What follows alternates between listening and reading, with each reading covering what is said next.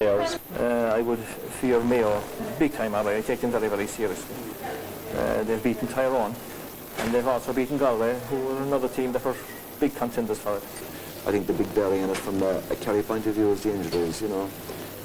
Darrow Shea is going to be a huge loss to the team, and Seamus Moynihan is, which we're glad to report, is making progress in training, you know. But I mean, he's obviously not going to be 100% right, you know, so I think it makes it a very much a 50-50 game. It'll be up to a few more fellas that haven't maybe delivered their full potential to actually deliver it the next day now, and no better day than an All-Ireland final to deliver that, you know. Pascal Sheehy, RTE News. I like that.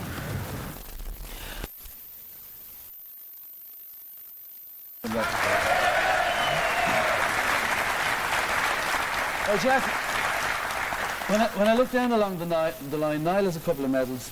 Poor old Willie Joe got beaten in I don't know how many semi-finals and a final. You have enough nearly for everyone in the audience. Which of the finals did you enjoy most? You won how many? 7 medals you won? Yeah, I played in 8 finals and won 7, I suppose. I was very fortunate to be part of a very good team.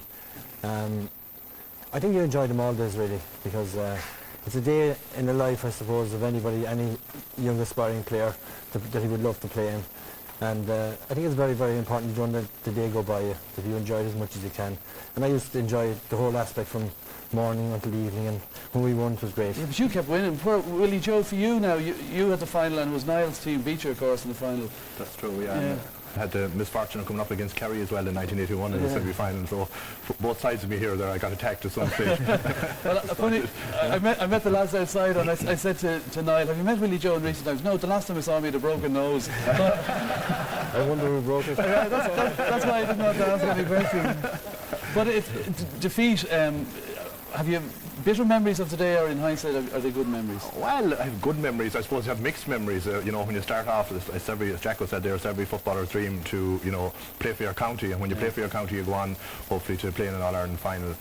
And we got to an All-Ireland final in '89, beaten in various semi-finals beforehand and, you know, replays. But, you know, we were probably coming to near the end of our, well, I was coming near to the end of my career in '89 anyhow, like, and you were just hoping, like, you know, you get one chance and have one cut at it and hopefully it would work out. But unfortunately, Callahan has made other ideas. So he has, but it's a great occasion, like, and as Jack would say, you don't let it go by you, like, you take in, you know, you just take the maximum out of it.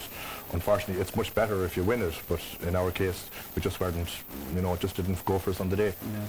Yeah. Niall, you're still playing at midfield, centre field of senior football at 41 today, no less. I know you're not going on about your birthday, but you had retired a few years ago, hadn't you? Yeah, I retired in 1987. You know, or maybe the GA retired me. I got suspended and I just didn't go back after that. You know, I wasn't asked back. And what was the suspension for? Sure, a bit of an altercation with a match official and one of these things. Did you get an unfair reputation? I'm not too sure. You know what I mean. A lot of people had different ideas of me. You know, I went out and I thought I played the game as fair as I possibly could. He was quiet as a mouse, Checker, most of the time. No, I think you should ask other players that played on him. I don't think he'd be getting too many birthday cards. But he was a great player, and he was, I think if I had to say anything about Niall Callahan, he was a tough player, very, very committed player. And I travelled to Australia with Niall in 1986, and that was an experience in itself. And Niall, I was asking you, had you any other hobbies? You have 6 children now. 6 kids. When I retired from the GA, I took up another hobby. Well, no wonder you were sent back to playing football. I'm not surprised at all. I mean, now, up in the audience, Willie Joe, you can see half of Mayo's here, but one of your sidekicks is there, TJ Kilgallen. Hiya, TJ, how are you? Hi, Des, how are you? You were in the same era, of course. Tell me about the Mayo team now. Do you give them a chance tomorrow? The bookies are kind of writing them off a little. Yeah, well, no doubt Kerry are favourites, I think deserve to be favourites based on the, you know, the semi-final performances. Mayo were somewhat lucky, I thought, to beat Fermanagh and to get to the final. Although they showed a lot of character in, you know, the last 2 minutes of the replay. And Kerry disposed of Derry more easily. To answer your question, well, in a 2-horse race, you've got to give, you know, either team has a chance. I think Mayo can win tomorrow, provided the whole game plan goes well for them on the day, that they get most things right. And, you know, we'll be looking for a repeat of the performance against Tyrone, plus maybe a little bit extra as well, in order to win that game. Will you get emotional if Mayo win tomorrow? I think I will, yeah, as I get older. And as the length of time since Mayo won in Ireland gets longer and longer, and we hear more and more talk about it and different things said about it, I think I would, and I think everybody in the county would, yeah. But, you know, it's on the field it'll be won. Sure. Not by any of us not emotion, no. shouting or losing our head or whatever else. You'd have 32 if they're all Ireland for that as well. But Willie Joe, you have an emotional tie tomorrow because your son, of course, is involved in the Mayo squad. Yeah, he's on the panel there this year. You know, the one thing about the Mayo panel, they have a strong panel of very young players. Like we're probably being surprised that we've got so far, you know, so soon. We probably had earmarked maybe the team would come, maybe take about 2 years, you know, to come. But you know, they fast-tracked it all, and some very good wins over Galway and Tyrone, which would be heavily fancied to win the All Ireland. They were, you know, one of the top favourites there. But the team has come well. They've gelled together and played well over the summer, and with the back of the, you know, them some good results behind them. But having said that, as T just said there, you know, a final is a 50-50 game, and at the end of the day, it's, you know, whoever has the little bit of extra on the day that needs it. But there's good hunger in this Mayo team, which is a good thing. That's important. Niall, will you be a good Cork man and cheer for your neighbours from Kerry? I suppose I'm in a no-win situation from the point of view of that. I would have genuinely all the time I would have supported Munster teams going out of Munster contesting All-Irelands or whatever. My father-in-law's a Mayo man. He's in New York at this stage. So I would still probably have to say, look, I'm a Munster man, number one. And it's not going to affect me if Kerry win another All-Ireland, you know. Okay. So you don't care. And Jacko, you're going for Kerry? Yeah, I think that, you know, I was involved with Mayo for a few years as well, coaching and managing Mayo, and great traditional county, football county. All I wish for tomorrow is that every player can play the best of his ability and may the best team win, but I think Kerry are the better side and I fancy Kerry to win. All right, okay there. Well, it's amazing how easy it is to divide an audience. We're going to take a break for a moment for Sean-Nós dancing, which is described in the history of dance, which I was reading last night, as a wild raw. We have the man who's on the last Kerry team to beat Mayo in 1997, Killian Burns, a row. And a member of the last Mayo team to win an All-Ireland back in 1951, Pádraig Carney.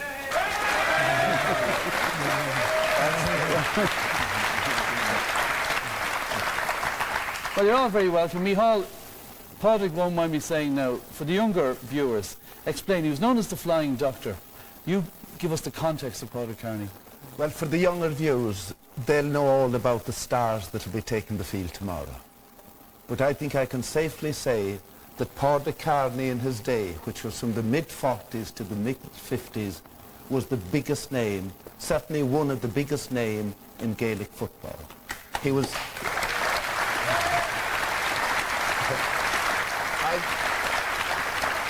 I'm not finished yet. You never are.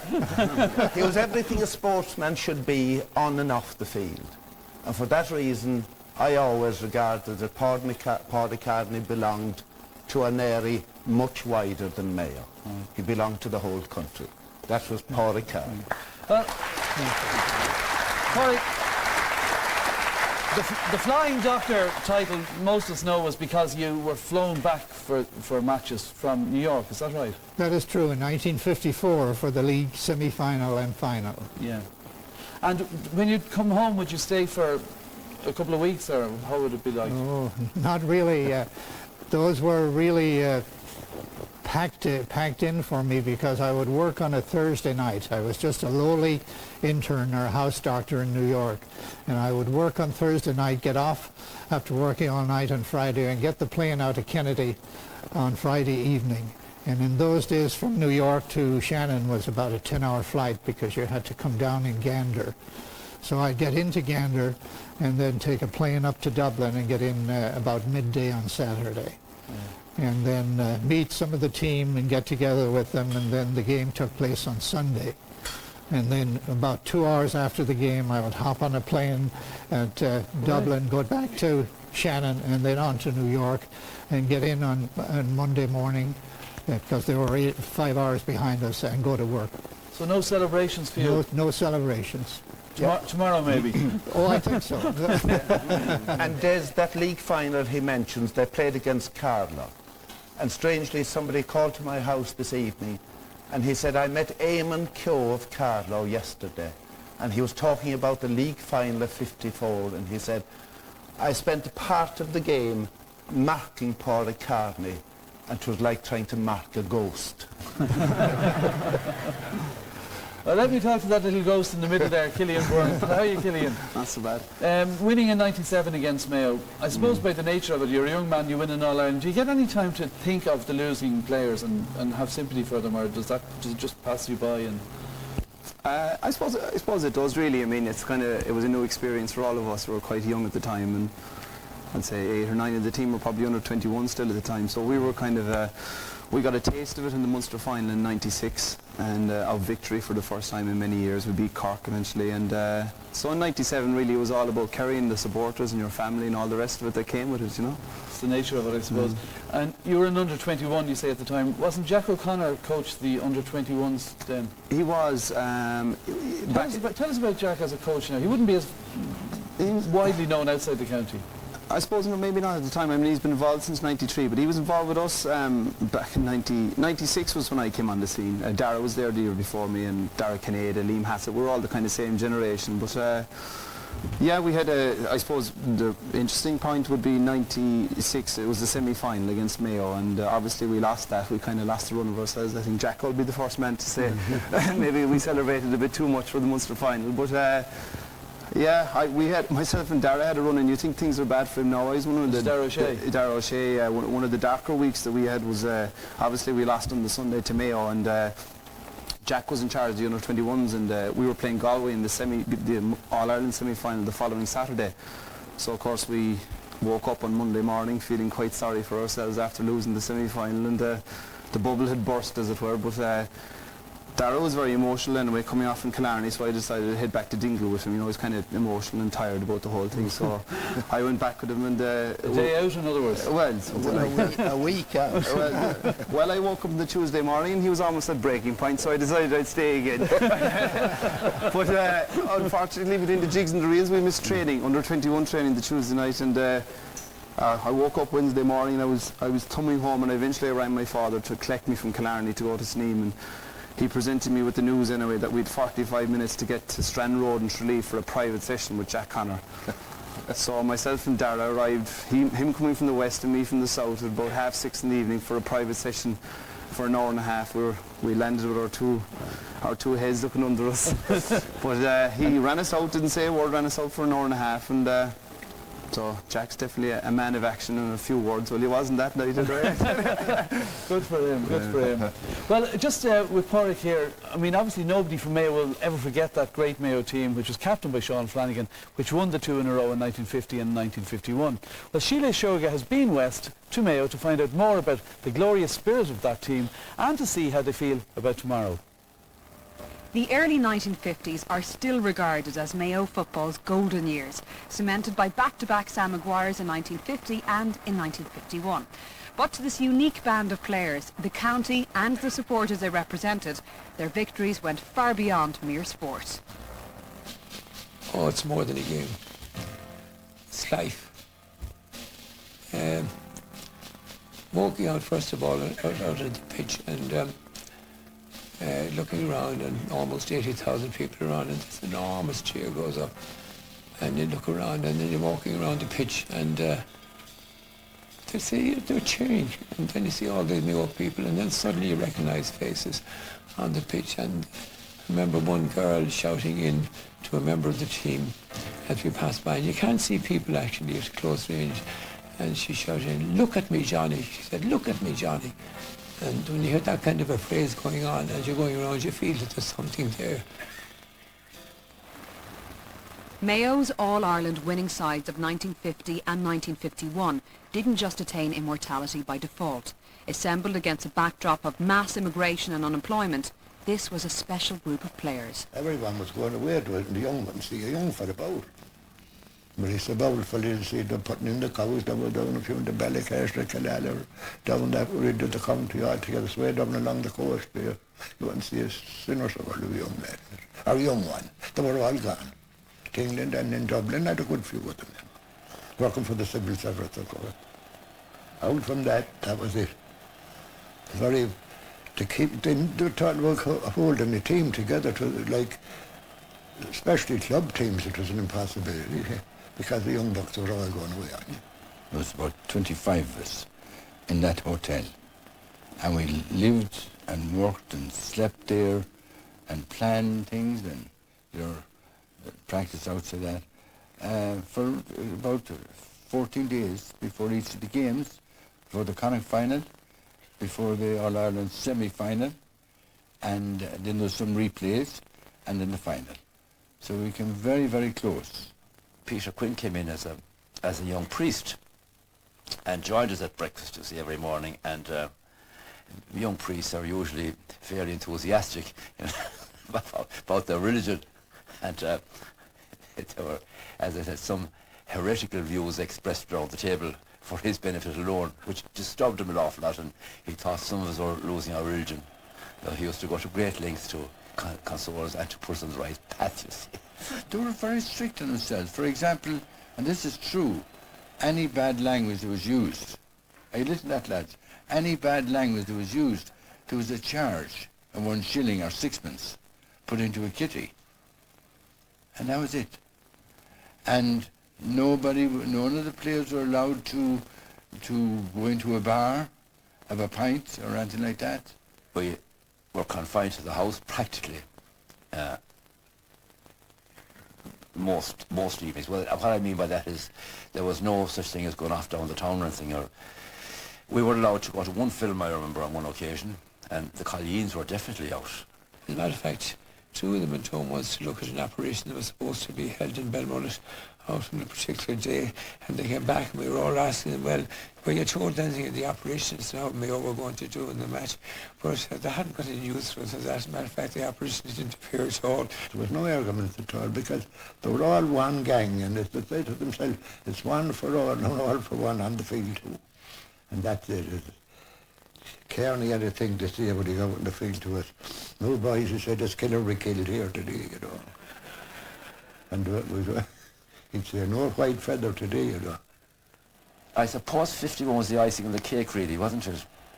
After you have won, you know, you have broken the duck, you know, you have laid that thing low, you see, and you've broken the duck, and you have achieved something. So this was definitely, 51 was a bonus. Coming off afterwards, it was a feeling of satisfaction rather than rejoicing. I mean, none of us took off our jerseys and threw them up in the air. I don't remember much embracing going on, or any love match out in the middle of the field that seems to go on now all the time, or kicking down of any kind of flags in the corner or whatever like that. But there was this great feeling of satisfaction, and you look around, yeah, we've done it. It's like that. We need it now, we need it badly. I like to see the young people having their heroes, you know. Our time is long past. We had them at the time, naturally. And the one great thing about it, I would say, about the whole thing of winning All-Irelands is, first of all, you will never forget it. But you will never be allowed to forget it either. Something you can live with for the next 30 years, as we have done. My own family say it's time to get us down from the pedestal we're in. Put up a new group. We're getting old and we're known species now, huh? Sean Lennon quoted something to me before we played in All-Ireland final. He said, Shakespeare, there is a tide in the affairs of men which take not the flood. He said of the Mayo team, I say, you know, if the Mayo team get that impression that they have now an opportunity to win something which they'll always treasure, they'll win. Money when you were collecting for the bad language? The revenue commissioners are still auditing. Listen, what's the story about the bishop having put a curse on Mayo after 1951 because they missed Mass before a major match? Was that right? I heard that recently, actually, but it's not true at all, not at all. Huh? Absolutely no. We'll be saying Mass tomorrow for the Mayo team too, huh? Will you be saying Mass for I them? will, yeah. And will it be a few of you? A few of us, sure. Well, I suppose there's more strength the more priests there are, is there? Yeah. And what will you be praying for? A miracle?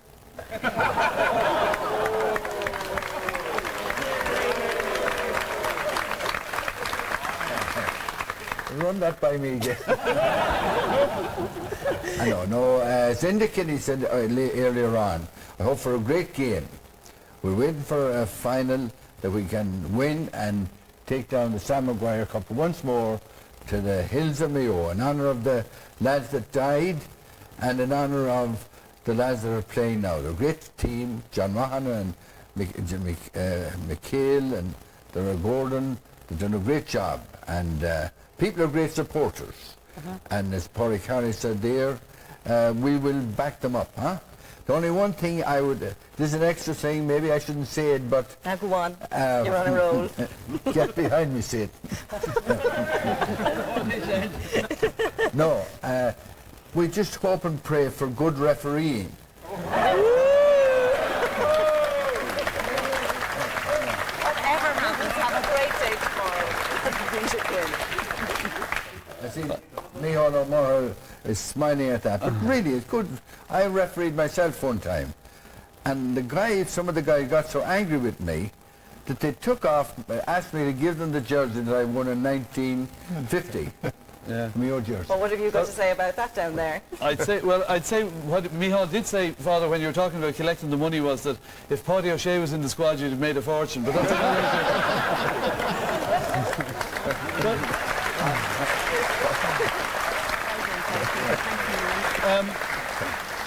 Killian, you're still playing club football. These are your contemporaries. Is this Kerry team going to win tomorrow? I'd say that it's going to be a pretty tight match, to be honest with you. I mean, there's all talk about the Mayo forwards and who's going to mark who, and the two Mortimers and Kieran MacDonald. It gives another opportunity for the other forwards in Mayo, Dylan and the like, to actually perform, because they're maybe less pressure, you know. But I think that we have the personnel to do it. I think Jack has drilled them well, and it's a new man at the helm, and that always kind of shakes things up, you know, especially for the older players. And Liam Hassett there and Kinnear are playing very well, so I'm delighted that they're doing well, and I think they're in great shape. And they know that Dara was missing for the last few weeks, so they've been able to deal with it and prepare for that, and obviously they know Moynihan is gone as well, so I think that they've had a full fit outfit ready for it, and I really do think that they can do it, you know. Paddy Carney, can you put into words what it would mean to you tomorrow if Mayo win? Oh, it would be a monumental event. To think that Mayo, with all their tradition of football, have had to wait 53 years for this opportunity.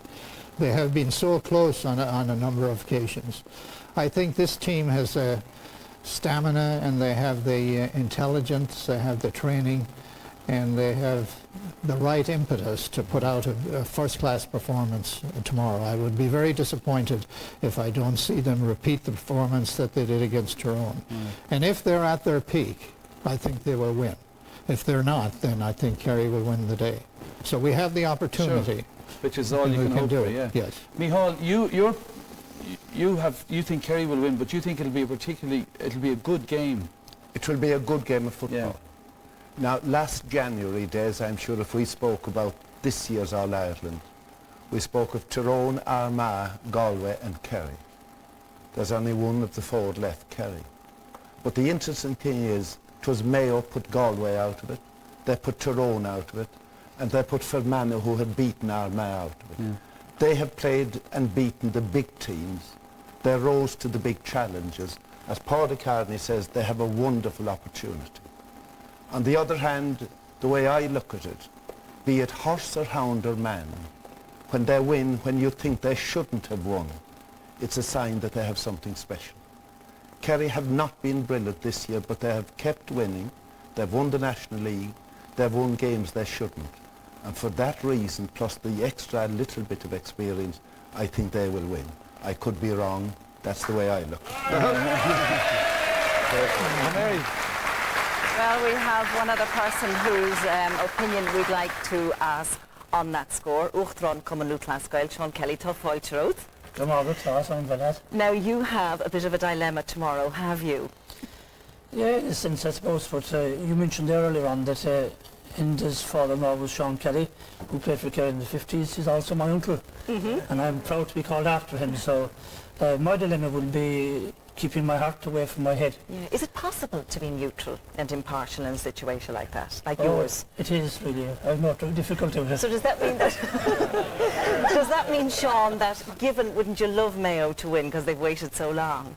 Well, I think the whole country would probably love to see Mayo winning in All-Ireland because they waited 53 years, and in that time they've always been fairly reasonable challengers, sometimes very close. Every year they would be seen as a team in contention, and they've also been very loyal and played great football, and people see them as a very attractive county and a very attractive side. So from that point of view, I think most neutrals would probably prefer to see Mayo winning, but I was waiting for the but. But Kerry is Kerry, and Kerry will feel, as has been said earlier on, that they have had 3 or 4 very bad years, and that's a long time in Kerry to be bad, so they'll be anxious to make up for that. So for me, I actually, when I watch a game, whether it is under 12 or not Ireland, I kind of study the game, and I like to see how the tactics are working out, and particularly I look at it from a point of view of a selector. I'd say what switches should be made, who's playing badly. So I enjoy a game from that point of view, and I don't become that emotional about it. And obviously, with the Taoiseach on one side of me and Uachtaráin here on the other, I have to be fairly controlled. Maintain your demeanour. That's correct. And do you reckon it'll be a good game? You're always saying, that it'll be a good clash.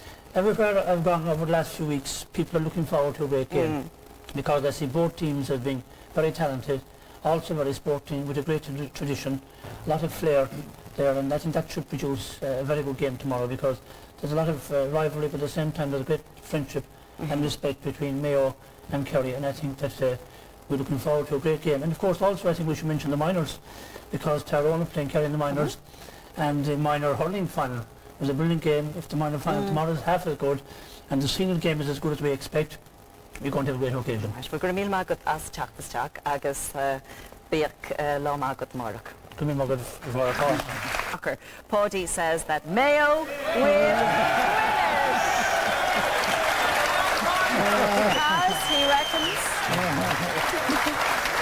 He says they've been driven all year and they're going to be driven tomorrow. He was driven a fair bit himself during the year. He was driven on Monday night on the television. All right, competition winners. We have 2 tickets for somebody in the studio. Michal, tug ticket to one, let the hall.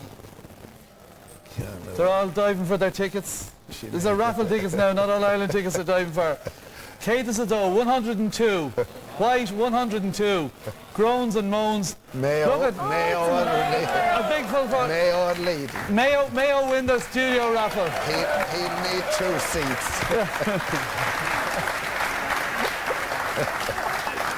The hall says you can have both seats. Well done to you. Congratulations. Right? Had you got a ticket already? Yes. There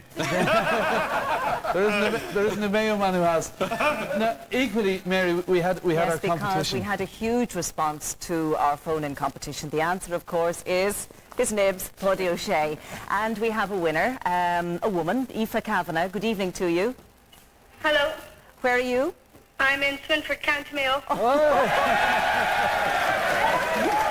And Aoife, have you plans for tomorrow? No. No? You had no ticket? No. Well, you do now. You've got 2 tickets to Croke Park for tomorrow. Oh my God. You've won our competition. And congratulations to you. Have you been in a limo before? Yeah. Oh, really? Oh, right. So it'll be really just a little bit of what you're used to, will it? No. Okay, well listen, the limo will be collecting you, I would imagine, very early in the morning, so you may go to bed now and get a good night's sleep. I don't think you'll be having much of a night's sleep tomorrow night. No. Do you reckon you'll win? I'd say so. All right, okay. Well, it augurs well. We've had 2 wins for Mayo this evening. And you know what? I was just thinking, Mary, in the hurling final, I don't know if you remember, the hurling up at the match. That's right. Cork won the studio, Cork won the phone-in, and they won the Well, listen, we've come to the end of the programme.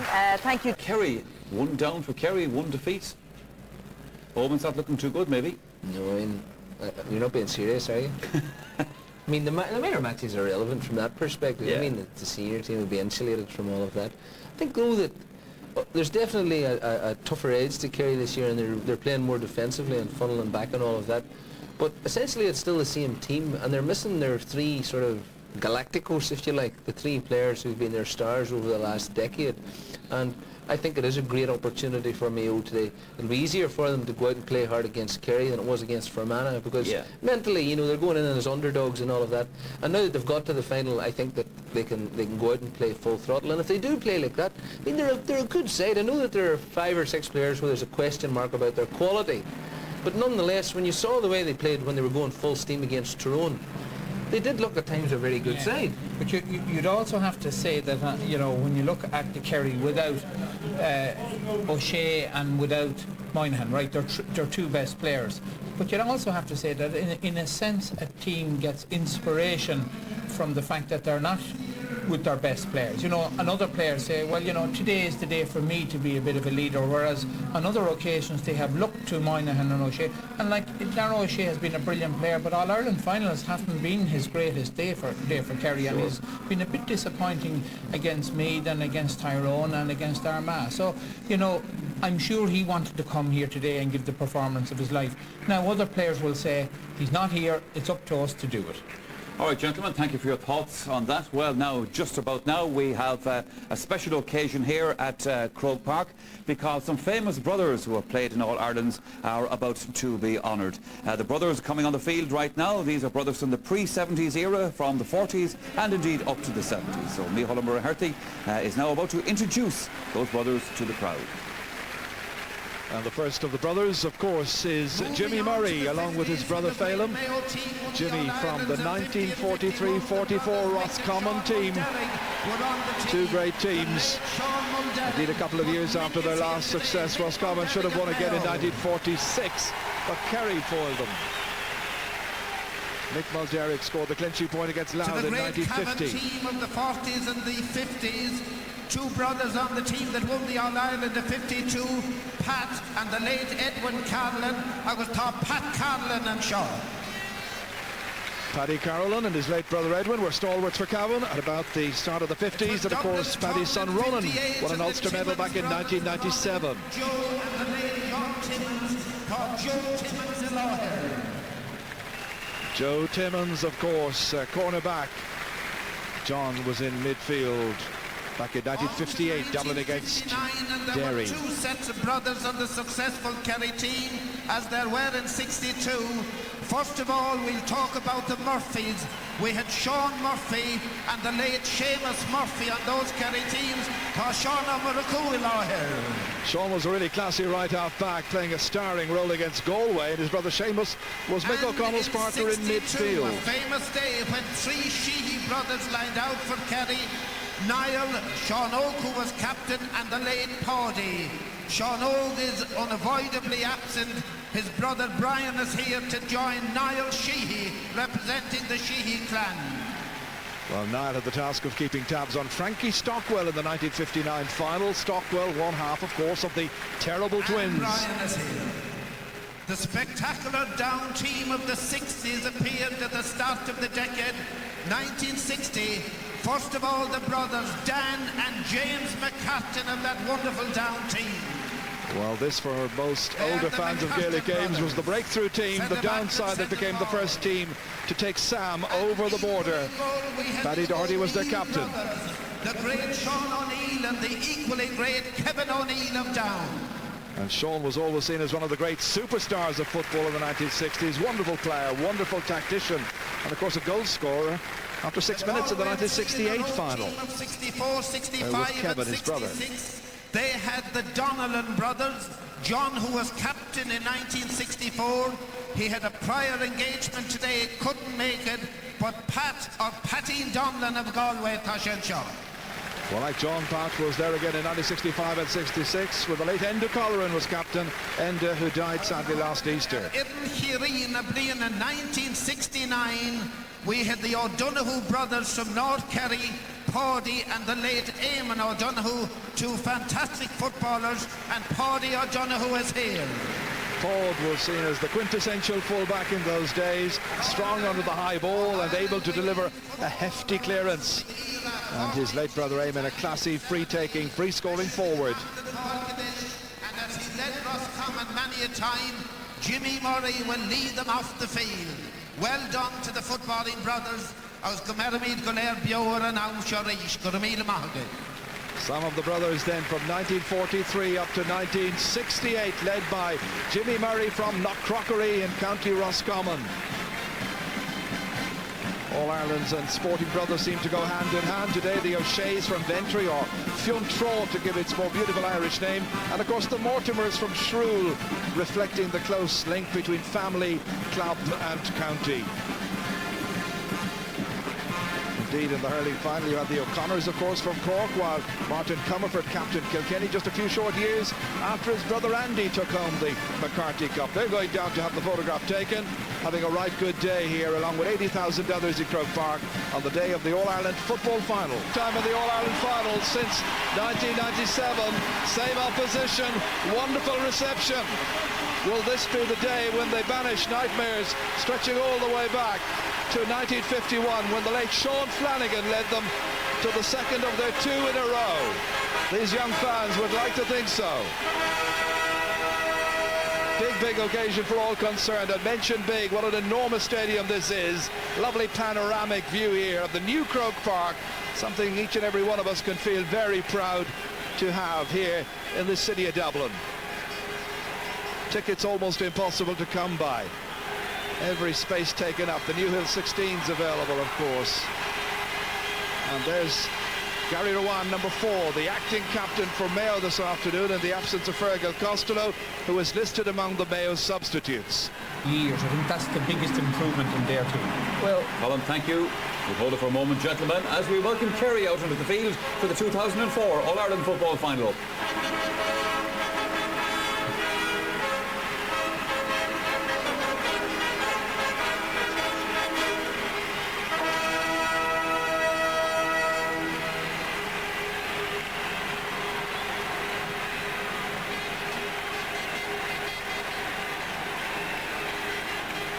Mary Davis, by the way, there as a Mayo woman, and Mary, of course, was here last year organising the Special Olympic Games. She was the Director of Affairs there, but today she'll be hoping that her county can do it against these men. And a great sea of colour, obviously, here at Croke Park on this wonderful, wonderful sporting... And good-looking women. And, of course, there always is here at Croke Park. Okay, gentlemen, here at in our presentation studio, we've been hearing the views of Colin O'Rourke and Joe Brawley, but during the week we went around the country and got the views of some other good footballers who know their stuff, who told us what they thought about this year's All-Ireland final.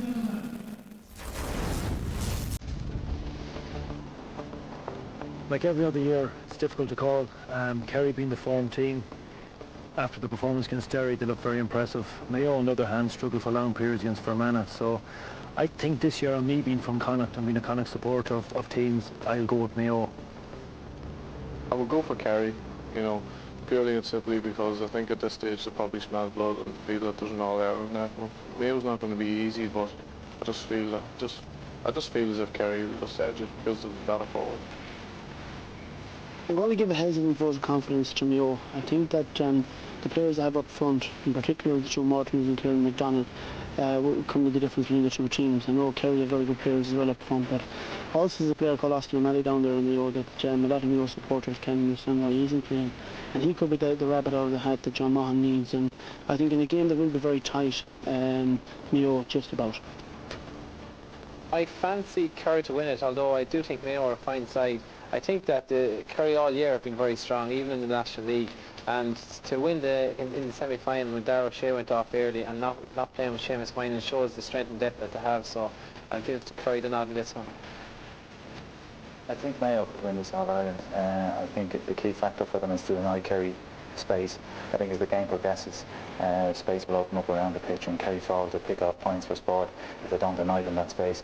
I think the loss of Darragh O'Shea and an unfit Seamus Moynihan could be the key to Kerry maybe losing the game. Mayo have a good solid midfield, and I think come the last 10 or 15 minutes, if Mayo are in touch, I think their hunger, desire, mood to win could get them over the line. Yes, the big match is drawing closer. Will it be Mayo or will it be Kerry? And will the fans be able to stand the excitement? Where are all the Kerry people? I haven't met one yet. We're going to win by 3 points. Up Mayo! We're bringing Sam back to the win. Oh, Kerry will win, no problem. And I'd say Tomas will shape the man of the match. Hope Mayo's going to win. I'm married with Kerry, man, and he's got the bad. Kerry all the way. Come come all the way from Birmingham. We're going to do it today. Mayo by 3 points. It'll be a close match. Kerry by 3 points at the end. Mayo's going to thrash Kerry.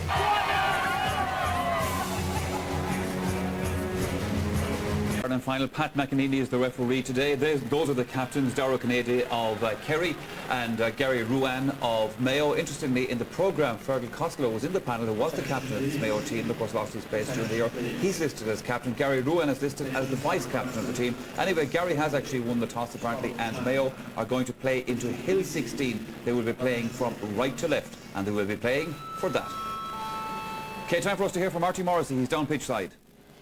Michael, yes indeed, it's a tense moment for both teams, and particularly for a player who's played already in 3 All-Ireland senior football finals, but unfortunately not today. Dara O'Shea, I'm sure you're heartbroken today. Disappointed, all right, Marty, but that's the way it goes, you know. These things happen and you just get on with it. Like, I think our lads are prepared very well in the last month, you know, and no more than Mayo, I suppose, but we're looking forward to a big game and a good contest, you know. They seem very relaxed, Dara, very focused. Yeah, well, I suppose when you come out in the field, there's about 20 minutes to kill, you know, and before the game starts, so you can't come out jumping and shouting either. You have to kind of come out a bit focused and kind of gear yourself up gradually, you know, so I think that's the idea, and I think Mayo looked a bit relaxed as well, you know. Going to win it? I hope so, for Derek Kennedy and all the rest of us. Well done, thank you very much for joining us, Dara O'Shea.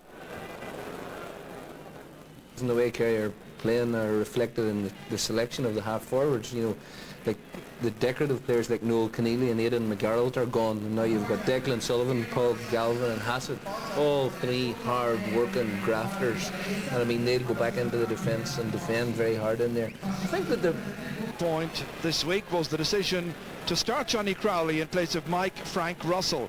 The Glen Flesk band lines up alongside team captain Dara O'Kineda in the full forward line. Between them, Crowley and O'Kineda have played in 88 championship matches for the Kingdom.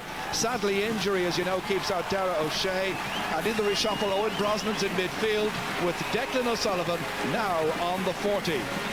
Mayo's management team had a number of really tough calls to make this week, and they've opted for Dermot Geraghty to start at cornerback in place of Conor Moran, and Fergal Kelly has again been preferred to David Brady. 1 or 2 more might have been looking over their shoulders as well, but the forward line at least has been left intact in the interest of continuity. Alan Dillon and Brian Maloney were the players most at risk, I'm told, but Dillon in particular gives the team free taking options. So those are the 2 teams. This is the big pressure day for them all. And if you're one of those people who believes in superstition and omens and so on, well, it's not the greatest from a Kerry point of view, because whenever they've played an All-Ireland final on the 26th of September, they've lost or they've drawn, but they've never won. There were 2 losses and 1 draw so far on the 26th of September in the past, and I'm wondering, will that have any impact today? I doubt it very much. What are your final thoughts, Martin, looking ahead to this huge game? Well, a lot of people before the game have talked about it being a very expansive game, a lot of good football in it. But to be quite honest with you, I'd be of the opinion that it'll be very physical in the first 20 minutes, very attritional. And to be honest with you, the team that settles into the rhythm easiest is probably the team that will win. And there's another important point. Mayo have got to withstand the third quarter onslaught from Kerry. Kerry have been magnificent in the third quarter in their last 2 games, and it's a time of the game actually when Mayo need to be at their most vigilant. Well, they are odds-on favourites. That's the situation here. Kerry very much everybody's fancy to win, and there's no room for sentiment, as we all know in sport. We've seen that Mayo have won the toss, and they indicated they've been playing from right to left. And let's get a final note and a final word for our panel. Heads on the block time for Colm and Joe. Yes, it is. And isn't that just an absolutely fantastic scene? Joe Brawley, who's going to win the All-Ireland? Well, if you turned on the radio at 6 o'clock, you'd expect to hear that it was Kerry, but I think that on form, I want to support Mayo. I'd love to see Mayo winning, so I'm going to support them today.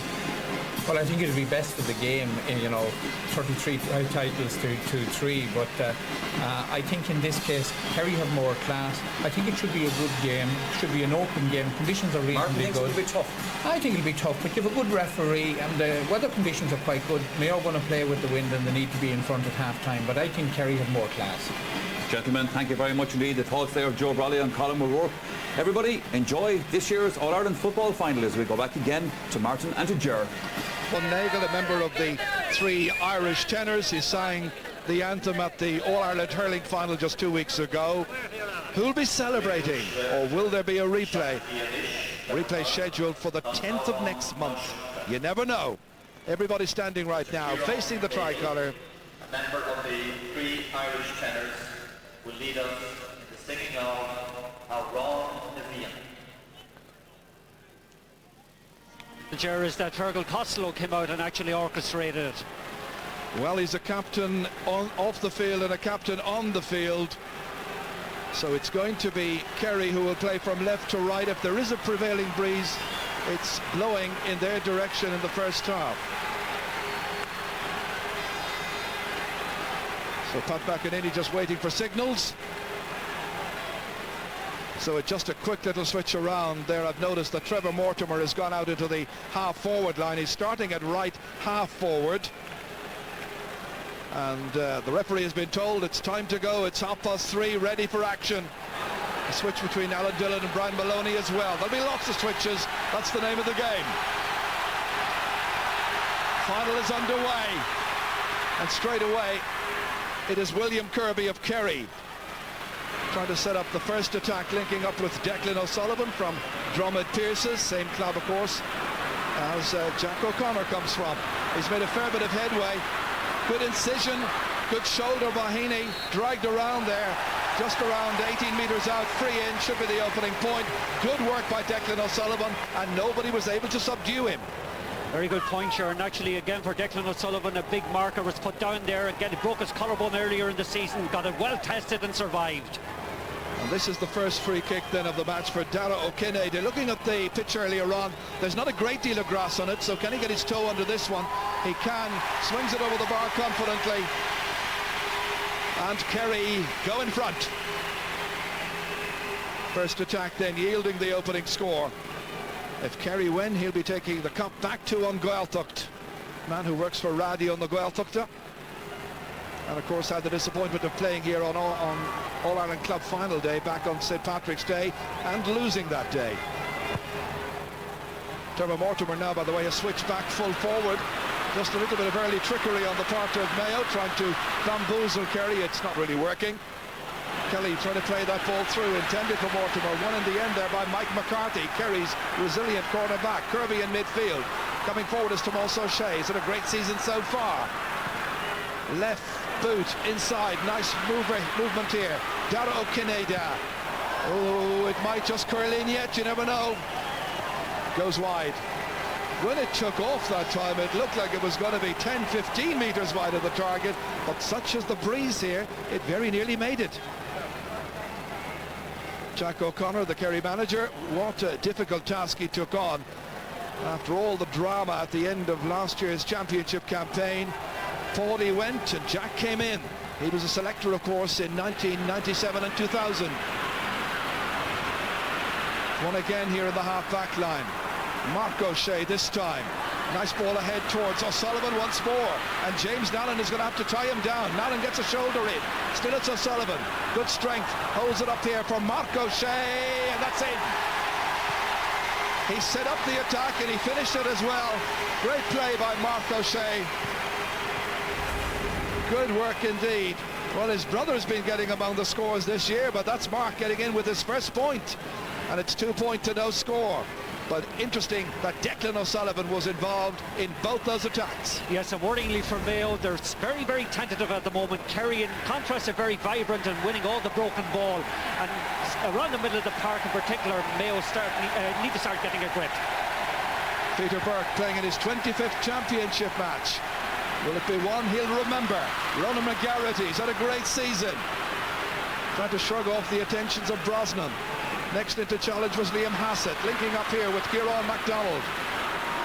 MacDonald challenged by Fitzmaurice, about whom there was a slight doubt before the game.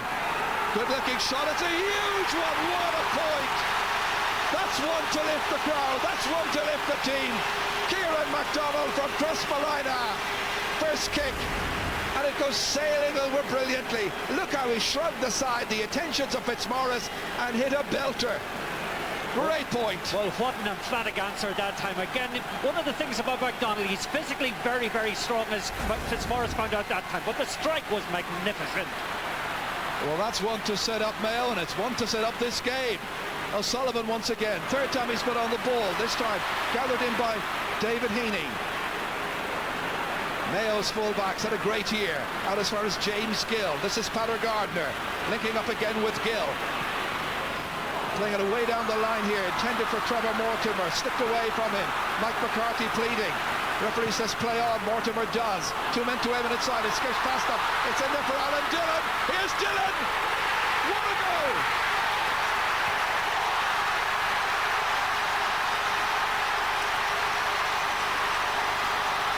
Only 4 minutes are gone, and Mayo go in front. Once again, questions were asked of the Kerry full-back line, and once again they were found wanting. The ball skidded along there. Dillon took up a good position, rounded the goalkeeper, and simply couldn't miss. Just watch that, George. Just watch composure, composure, and composure as he slotted it into the goals. That's a wonderful goal from a player who is under a bit of pressure coming in here. Well, in the semi-final, Kerry were in difficulty there as well. Enda Muldoon on that occasion, bamboozling them. This time it was Alan Dillon. This time it was Cooper losing his way. Dermot Geraghty had it, and the referee blows his whistle. It's going to be a free out to Mayo. Well, we've only played 5 minutes of this final, and quite a seesaw of events. First of all, Kerry launching 3 attacks, scoring for 2 of them, and then 2 attacks for Mayo, yielding a goal and a point. Well, coming in here, Kerry had question marks about that defence. Dublin, with any luck, should have scored 3 goals against them in the first half. Mayo, with their first real raid, have scored a real cracker. And that was Alan Dillon's first goal in the championship. What a time to score it. Line ball will be to Kerry. People coming in here to Croke Park were saying, where are Mayo going to get the scores from if they don't come from Connor or Trevor Mortimer or Kieran MacDonald?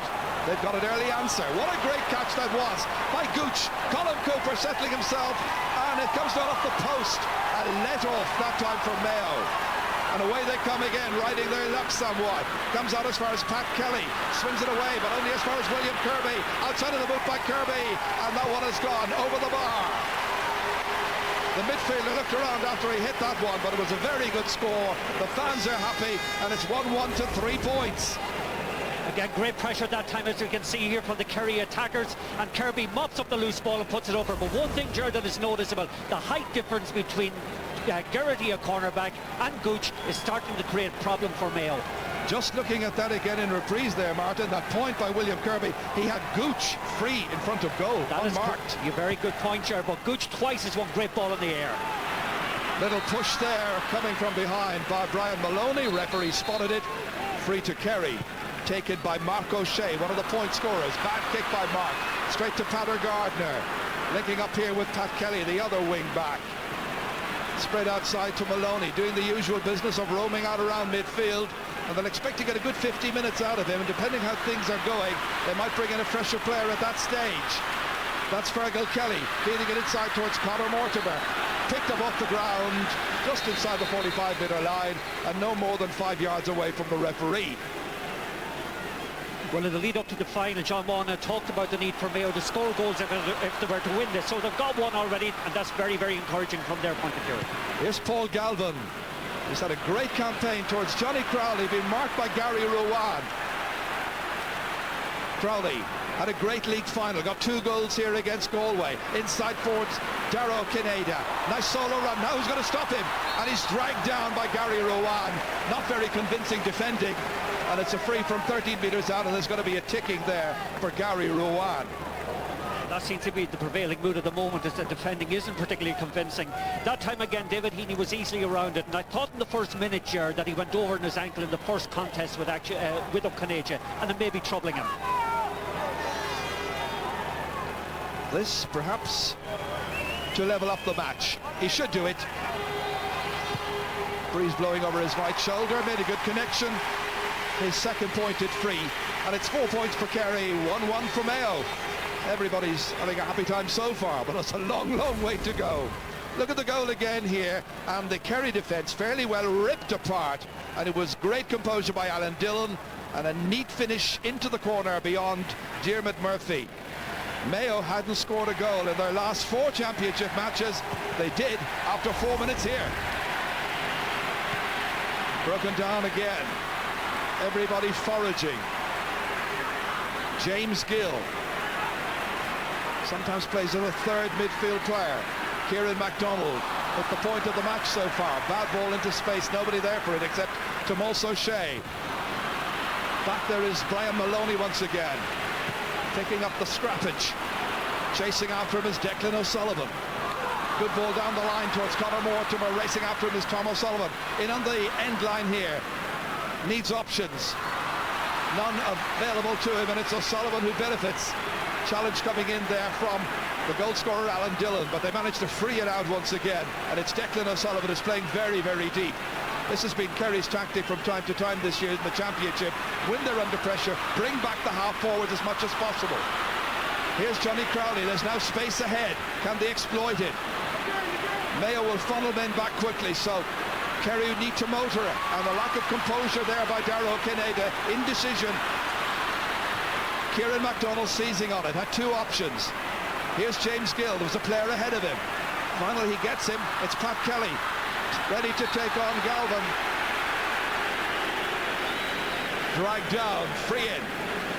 So far, Jerry, there's about 10 minutes gone, but there has been a most beautiful rhythm and tempo to the game from both sides. It's something I didn't expect. I thought it'd be a lot more aggressive, but both teams are trying to show their trademark styles, and it's very, very encouraging. Yes, a lovely fluency to it, and this free for Mayo. Chance for them to go back in front again. Alan Dillon going short. There's still a point on. Maloney kicking, and Maloney scoring.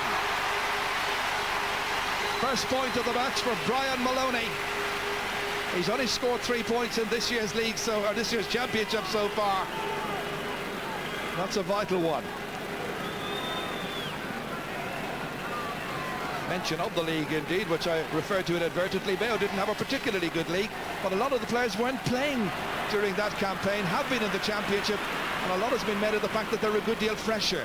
Kerry, by comparison, have come from league straight into championship. This is their 16th competitive match of the year. They've only lost 2, and they've got Johnny Crowley through, and O'Kineda kicking. The angled shot's got over the bar. Good point by O'Kineda.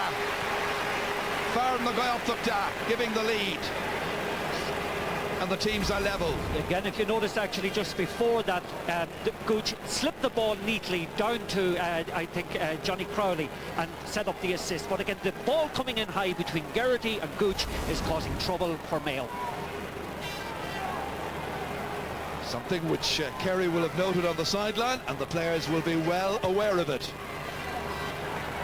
Give the ball in early, I think, is the message to both sets of midfielders.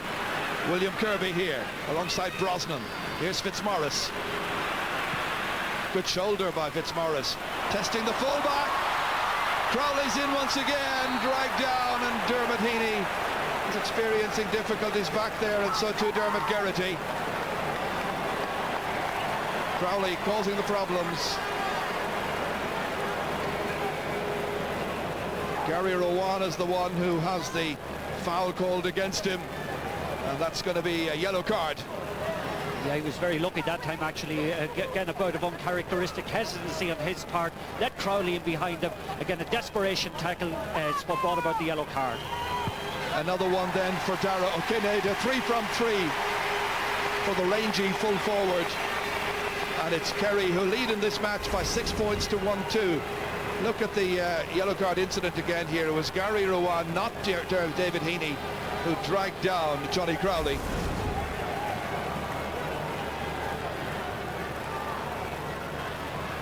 Peter Burke, one of just 4 players starting for Mayo, who were on the losing All-Ireland final team back in 1997. A 5th Fergal Costello, of course, today among the subs. Kerry trying to dominate midfield in the absence of Darragh O'Shea. Big questions being asked about the Kingdom today without 2 of their great leaders in recent years. O'Shea. Oh, that one was punched over there by Darragh Kineda. That's his 5th point. What a great start the Kerry captain has made. 2 of them from play, 3 of them from frees. 7 points to 1-2. Watch this booming one in here, again causing problems for the Mayo full-back line. that popped neatly over the bar. But quite clearly, Jack O'Connor has noticed that there is a weakness, maybe a perceived weakness in the Mayo full back line over their heads. So they're putting in these huge skyscrapers of balls in there, and they're reaping a fairly rich dividend so far. David Heaney, of course, was in midfield the last time Mayo were playing in an All-Ireland final. I think he preferred to be out there as well, but he has done a good job in most of the games so far this year, except perhaps the game which caused him most problem. That was against Tyrone and O'Neill. It's a huge run in again. Keeper has to come. Well, this is a Kerry team about whom questions were being asked in the absence of Darragh O'Shea and Seamus Moynihan, who's on the bench. But they've responded well to that goal by Mayo after just 4 minutes. Pat Kelly bundled up there by Liam Hassett. Referee saw it as a foul. And as Kerry didn't retreat 13 metres, it's an opportunity for Mayo to press on their advantage with Conor Mortimer kicking very, very poorly. Didn't look too confident about that. Well, actually, I think it's his first touch so far during the match, and it just doesn't seem to be on his game at the moment here. Neither Mortimer has managed to get into the game, and they're so central to Mayo's performance, and particularly to a winning performance. It's necessary for them to get those involved. Well, part of the Kerry game plan is absolutely certain to have been keep the ball away from the Mayo inside forwards, and that demands an awful lot of hard work by everybody, the 8 players between half back and half forward. Kerry are working hard, showing two sides of their nature, the industrious and the creative. That's Galvin. Nice running ahead here. Once again it's O'Shea. Tomás O'Shea swinging at this one. Well, it's just wide, but it would have been a magnificent point, and he's been the scorer of some fantastic points this year in the championship. Second wide for Kerry. Kerry are working so hard, Gerard, particularly around the middle of the park. It's become a little bit of a wasteland for Mayo at the moment. The Kerry middle 8 are really gobbling up anything that's loose, and in the primary possession area are probably winning the aerial tussles. Well, interesting in the scoring chances so far. Kerry have almost 3 times as many scoring chances as Mayo, and still it's a tight enough match, only 2 points between the teams. Kerry leading. And Kerry just waiting to bring out their free taker, who is Darragh O'Kineda, to have a swing at this one. It's 50 metres out from goal. They go short. Brosnan wanted it. Good call. Dropping away left. It'll stay in play. Nicely held into Johnny Crowley. They're feeding it up. Hassett was coming into it, and it's Cooper who got the kick to it. The point is by Colin Cooper, his first of the match. There was a couple of players there ready for it, Hassett and Cooper. Cooper the one who made the connection. Yes, the absence of authority in there in the full back line, in particular in getting ball over their heads, is creating a major problem for Mayo, and to be fair to Kerry, they're exploiting it magnificently. Well, 8 points already by Kerry is a very big tally after just 70 minutes play, when you consider that in all matches up to now, Mayo have been limiting the opposition to about 9 points. So they're not at all as tight as they have been, and it's very much Kerry's game. Going to plan. Free kick being left this time to Eamon Fitzmaurice from Finuge, teacher in Dingle. Mark O'Shea leaving it here for Mike McCarthy. Declan O'Sullivan now. Challenge there by Pat Kelly. He has the confidence and the composure to make a better angle for himself. Didn't quite swing with as much authority as he would wish. Fergal Kelly then starting it all over again with Ronan McGarity. Out as far as Trevor Mortimer. Look how far back he's had to go. In here to Gardner. Back towards Mortimer once again. Middle of the field, however.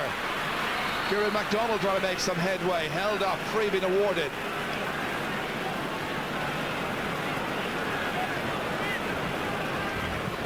MacDonald outside of the boot, swinging it in all the way in. It's a huge one. A second point of the match for Kieran MacDonald. One from play, one from a free, and each of the points from a massive distance out. an absolute incredible strike of the ball. Outside of the foot, 65 metres out, effortlessly over the bar. There's one guy that's on fire for Mayo on the forward line, but again, they must get more ball around the middle of the field and channel through him. Only 2 points between them again. Broken down here by Brosnan. Nobody able to take a firm command, however. Free kick to Mayo. MacDonald swinging it angularly across here towards Conor Mortimer. The lateral pass over is mopped up by Tom O'Sullivan. Challenged by Trevor Mortimer. Linking up with Mike McCarthy, who's making a fair old fist of full-back this year. Out to William Kirby. Working it ahead here to Paul Galvin. Head down into the wind. Away he goes. Everybody's after him, including Peter Gardner. Galvin low. Good ball. Intelligently in as far as Darragh Kinnaid. But one back here for Mayo by James Nallen. They breeze it out again as far as David Heaney. To MacDonald, who is working all over the place. Spreading the ball around with magnificent accuracy. Trevor Mortimer, huge one down. His brother Connor's there waiting. There was a vital little tip away from it, however. And that has gone by for a 45, I think it is. And that was Tommaso Shea who got his hand to that just as Conor Mortimer was hoping to breeze in and prop it. Well, the form that Kieran MacDonald is in, you wouldn't bet against him putting this one over the bar from the 45. 2 from 2 so far in terms of shots at target.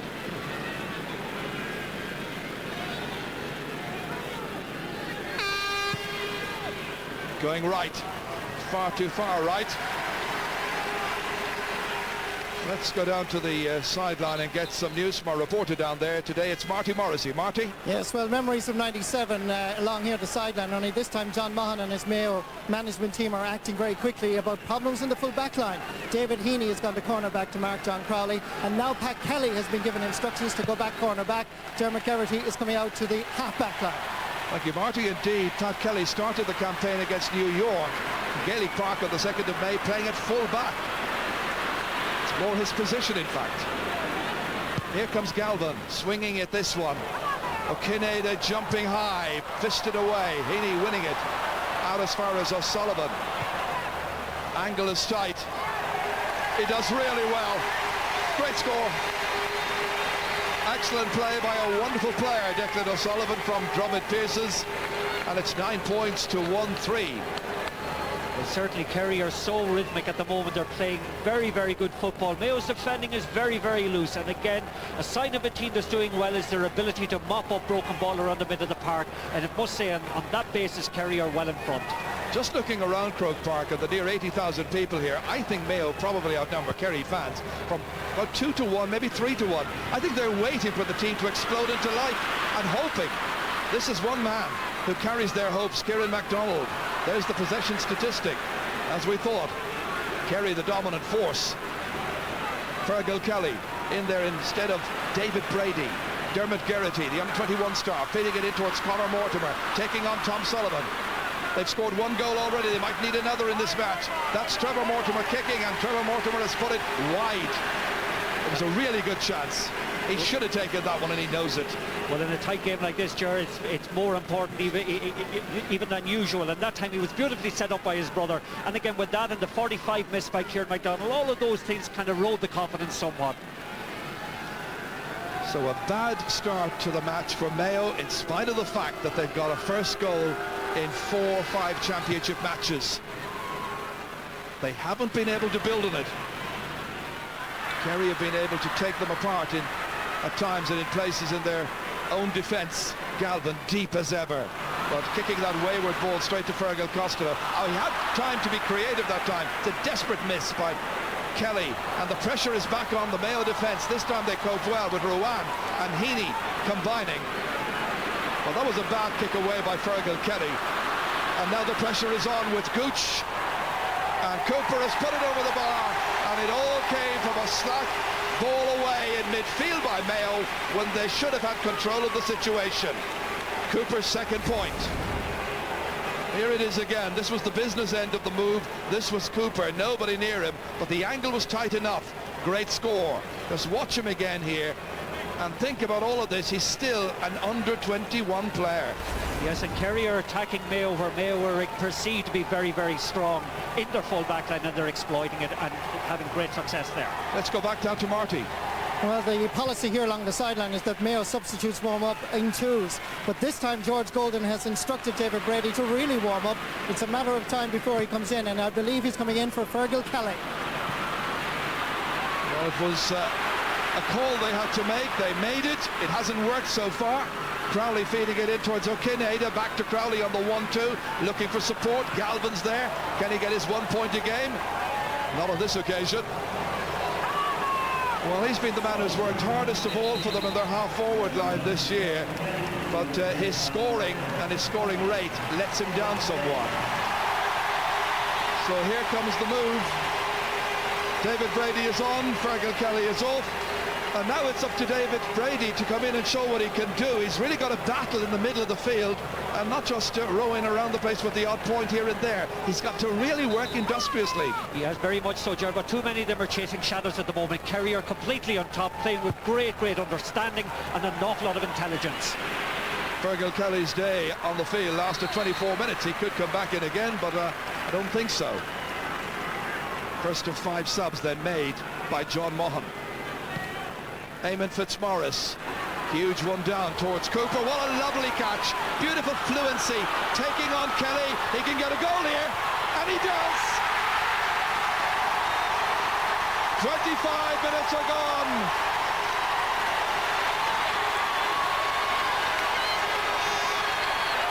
That is his 5th goal in Championship football. Gooch Cooper with his first of the season here, easily taking it past a hapless defence. He exposed their limitations, he ran through and belted it in past Peter Burke. 110 to 1-3. Oh, that tells its own story. Oh, yeah, and it's far too easy. That's a lovely amalgam of intelligence, strength and precision. What a goal. What a goal indeed.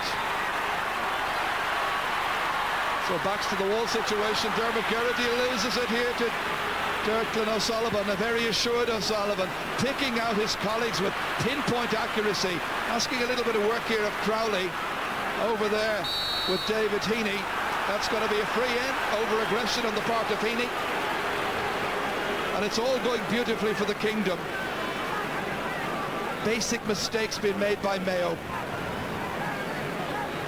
At this stage they'll be hoping to get to half-time as tight to the Kingdom as they possibly can, and if they can manage to get it down to 2 or 3 points, they'll be doing really, really well. Yeah, and you know, the likes of Cooper is noted for his impetusness and all of that, but it must be said, his basics are wonderful. His control, his handling, and his, you know, the calmness once he had the opportunity presented itself was just magnificent. Darragh Kinnaid in his 47th championship match for Kerry has kicked his 6th point of the day. 111 to 1-3. This is very much running away from Mayo. They need to get into it very quickly around the middle of the park. They need to start working as hard as Kerry. Kerry are so superior at the moment that, you know, there might be a need for a second half, Ger. Well, the attendance today is 79,749, just under the 80,000. And right now they're seeing a Kerry team dominant and dominating. You were mentioning before the start of this match, Martin, that they usually come good in the 3rd quarter, start of the 2nd half. But they've done it here in this 1st half. They've taken their opportunities. Now David Brady linking up here with Gary Rowan. Next it's James Nallen. Kieran MacDonald. Huge one down, but the races are being won there by Tomas O'Shea and company. Has support. Mike McCarthy from Kilcommon towards Johnny Crowley, seized on well and snapped away by Pat Kelly from Kilmaine. Once again it is Kerry who are dominant. This is Aidan O'Mahony from Rathmore. 2 cornerbacks for Kerry come from the Save Club.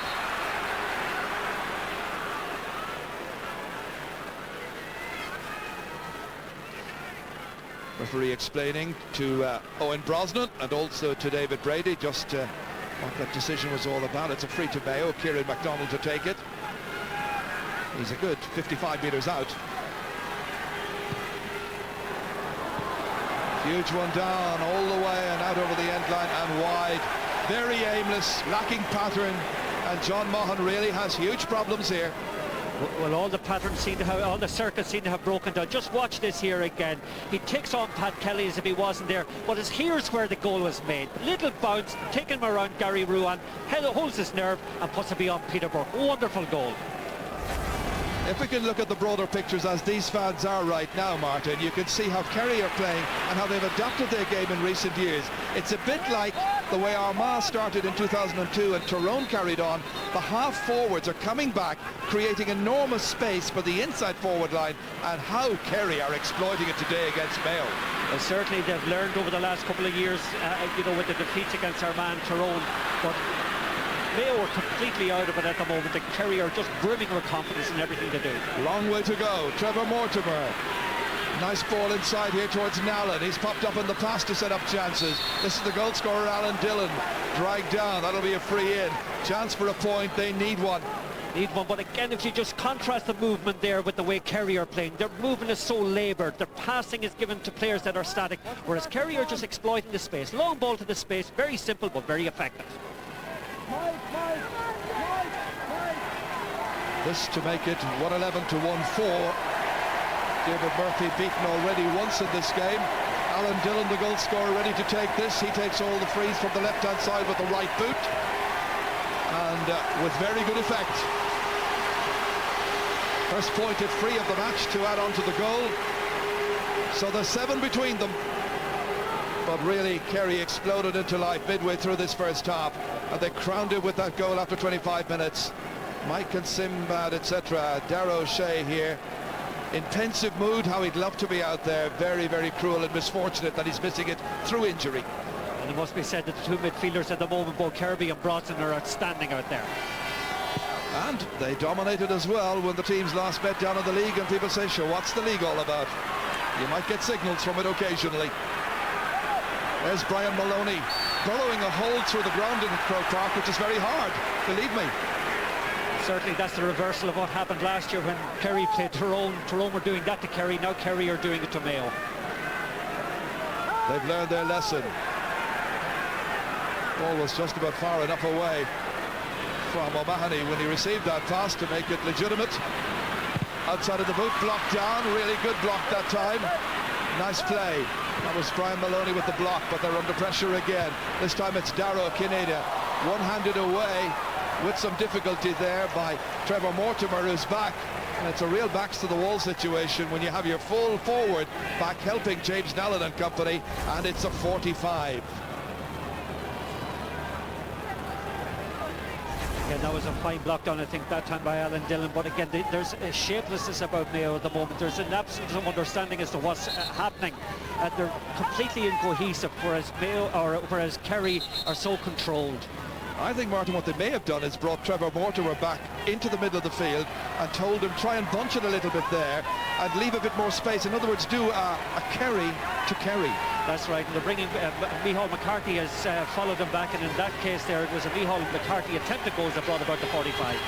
Which O'Kineda kicks, swings that beautifully, and it lands perfectly. 7 points in the first half, and only 32 minutes are gone for Darragh O'Kineda. Having a great game, showing leadership and kicking truly. 112 to 1-4. Well, this 8-point deficit so far, I'll tell you, it is going to make a huge, huge demand on John Maughan at half-time to try and get his players refocused, to get his players to come out and play. They seem to be kind of, you know, stage fright maybe, I think, has taken hold of so many of them today. I think you're right. They have been gripped by the occasion. It happens. Kerry are old stagers in many cases. A lot of Croke Park experience. And they come again here. Here's Declan O'Sullivan. Nice ball in, but it's just beyond Cooch. Still there for Johnny Crowley. Well blocked down by goalkeeper Peter Burke. Crowley was looking for his first goal since 2001 in a championship match at Croke Park. He scored in the league final, but in the championship it was the quarter-final against Dublin 3 years ago where he last got a goal. Got 2 that day. An important block, and now a counter move from Mayo. Potter Gardner to swing at this one. Oh dear, that was a great chance. His team got left off the hook at the other end. But this was the move involving Declan O'Sullivan. Beyond Gooch, he just got a hand to it out towards the corner forward Crowley. Excellent work by Peter Burke. Whereas earlier they've been so economical, this time they somewhat over elaborated and again paid the price. Gooch may have taken that chance on himself and scored the goal.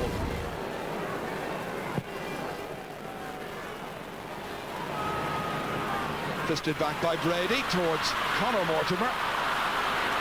They leave it behind, and the fortunate bounce sees them get the ball back through James Gill. Now MacDonald back towards Conor Mortimer, twisting and turning, working really hard, but can they get anything out of it? There was almost a throw by Maloney. Back towards David Brady. 5 players trying to move the ball 10 yards. Back to McGarrity.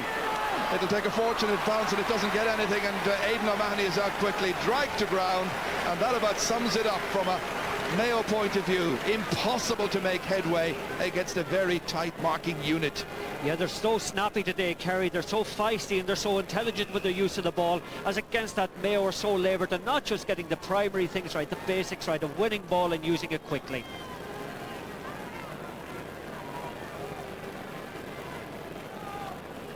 One additional minute to be played at the end of the opening 35. But 8 points between the teams. Kerry have set up 19 scoring chances and taken 13. Mayo have set up 10 scoring chances and they've taken 5. No question of the better team. No doubt whatsoever. Is there a comeback from Mayo in the second half? Mortimer again can't hold on. Again, that stage fright you were mentioning earlier. When I look down through the Kerry team and you look at Darragh Kinnaird, it's his 19th game today playing in the championship at Croke Park. Johnny Crowley, it's his 17th time playing a championship match in Croke Park, and so many of these Mayo players have nothing near that kind of experience. Well, that is true, but again, all the sounds coming out of the county were pretty positive, that the players were relaxed and well tuned up for this, but certainly the evidence of what we've seen, that is not the case. Here's Mike McCarthy being chased after by Trevor Mortimer, laying it off for Owen Brosnan on his left foot. Nice fluency, but no accuracy. Well wide of the target, and that is Kerry's 4th wide of the first half. But overall, they will look back and say the opening 36 minutes of the game, a job well done. One black mark to their defence after 4 minutes when they let in Alan Dillon, but since then they've made a fine recovery. MacDonald fired up, arguing with the linesman down here, who is Seamus McCormack from Meath. Yeah, I think that was a wrong call, actually. Yeah. I felt myself that went out off a Kerry player. And you can see how much it meant to Kieran MacDonald. He's revved up for the game. They'll have 15 minutes now in which to compose themselves, get a game plan going. But how far behind will they be at the break? That one, from a Mayo point of view, fortunately going wide from Darragh O'Kinnaird. 8 between them. Well, it will take a monumental effort to get them going in the second half, and to be quite honest with you, they have pride to play for now, if nothing else.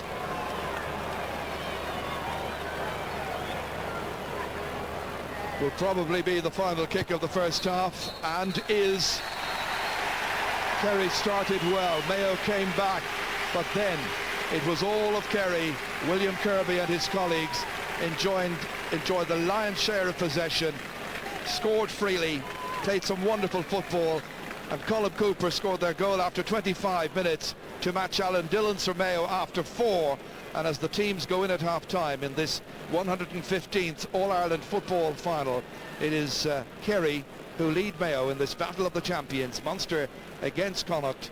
Nearly 80,000 people have seen this first half, and the score at the break, Kerry 1-12, Mayo 1-4. Let's go down to the sideline to Ger O'Keefe talking with Marty. Thank you very much, Ger O'Keefe. What do you think of that first half performance? You really were on song. Yeah, it's been a good performance from Kerry. We knew coming up here today that Mayo were going to go hard at the start, and we wanted to match them with that. It was very important that we would get a good start, and we've got a good start, and things seem to be going reasonably well for us at the moment. It's very much a traditional game by Kerry. Long ball into the Mayo defence. Well, you know, we can surprise people with the type of football we play. You know, we have strong people inside. We have good, you know, we try to vary our game so that we can keep the opposition thinking. Well done, Jerry. I know you're in a Russian dressing room. Thank you. Liam McHale is with us. Liam, not a good first half for Mayo. A deplorable first half, Marty. We've conceded 15 points. Obviously, if we do that in the second half, we're going to concede 30 points in a football match in an All-Ireland final. It's absolutely ridiculous. As you said earlier, the traditional game is killing us. Long diagonal ball, we can't seem to deal with it. But having said that, we got 4 or 5 good opportunities that we fluffed in the first half. If we had scored them, we'd be still in the game. All we can do now is go in and try and lift the boys, try and adjust a few things, bring in some substitutions and see can we get back into the game. Well, best of luck, Liam. Thank you very much for joining us. Yeah, it's been a bit of an annihilation there, and it could have been a lot worse for Mayo. Like, Kerry could be totally out of sight. You know, Mayo got a goal from a mistake in the Kerry backs, and Kerry have missed 3 or 4 other goal opportunities. But they're playing a brand of football that Kerry haven't played for maybe the 70s team. You know, they're mixing up short and long ball. They've won every break. They're winning, and use of possession is fantastic. They're playing short. They're kicking long. You know, the old catch and kick style. They've shown that there's still room for it. The 3 inside forwards are causing havoc, and you wouldn't think that there's any way back for Mayo. The thing about it is, I mean, people will look at this, and particularly Mayo fans, as a disaster for them at the moment. Yeah. But I mean, that would be taken away from Kerry, who've been absolutely wonderful the first half. Oh, totally devastating. I mean, the Mayo boys will be sitting in the changing room at half time, and it'll be, you know, like a big truck has just run all over them. Like the truth is they're surveying the wreckage now at half time. The game's over. I mean, Kerry are just destroying them in every way. I mean, what we were saying before the game, you know, Kerry don't have a long ball game. Well, Cooper, O'Kane, Crowley in the air, and the Mayo fullbacks are small. Yeah. And I mean, they're just running all over them. The defence is overwhelming the Mayo forwards. Only Kieran McDonald's standing against them.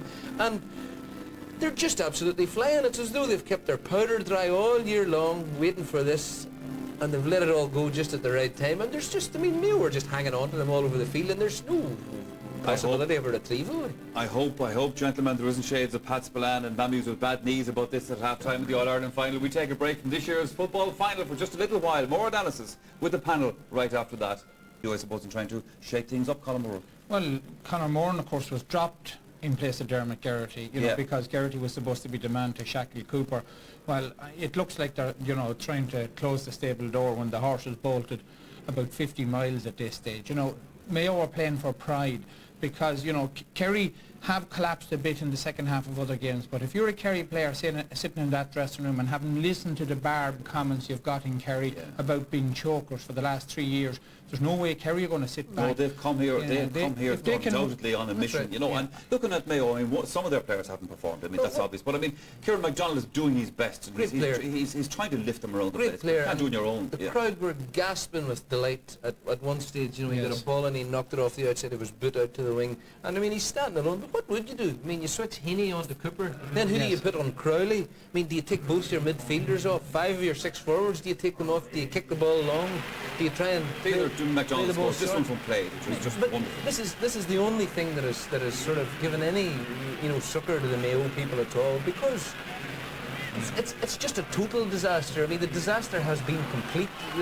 I mean, apart from McDonald, there's nowhere that you could say a Mayo player is holding his own with his Kerry opponent. And they don't seem to have any attack. There doesn't seem to be a forward in sight apart from McDonald. Well, the two Mortimers have been wiped out, and even the easy point chance that Conor Mortimer did get, he put it wide. Gardner put an easy one wide. Like, Kerry have run up a total at half-time that would win most matches. You know, if they run on another 5 or 6 points, that's the score that wins every single All-Ireland. So you only have to get half a dozen points. You can only see this getting worse and worse and worse. Well, as we've learned here on this programme, John, through the years, we hesitate to write teams off at half-time, but let's just say it's going to be a hard mountain for Mayo to climb. Let's go back to Mark and then to Jerry again. So with the changes that John Maughan and company have made now at half-time, it means that Mayo in all have made 3 alterations from the starting 15. And there's one man who'll be on his way to Europe very shortly, Charlie McCreevy, and Pat McEnany ready to start the second half. 8 between them. Can it be done for Mayo? Kerry already there comfortably with one hand on Sam Maguire. It would seem so. William Kirby belting it way down. Remember, Kerry now have the win for the second half. Colin Cooper taking on Kelly. Huge kick, but this one hit just to the right. Goal and 2 points for Gooch so far in the game, playing today in his 20th championship match. The Mayo fans trying to summon some encouragement for their team. They've worked hard to get here. The fans have worked hard to get the tickets. They want value for money in the next 35 minutes. There's still a long way to go. David Brady. Alan Dillon now. Nicely inside here towards Michael Conroy, under 21 star. He'll be playing next Saturday against Armagh in Breffni Park in the All-Ireland under 21 final. The Kerry are the masters. Mike McCarthy taking a firm grip. He's been unrelenting. He's given Trevor Mortimer absolutely nothing. Indeed, if you look back on that Mayo goal again, you may well see Mike McCarthy fouled by Trevor Mortimer. As we mentioned at the time, play continued, but Mayo were grateful. Here's Liam Hassett.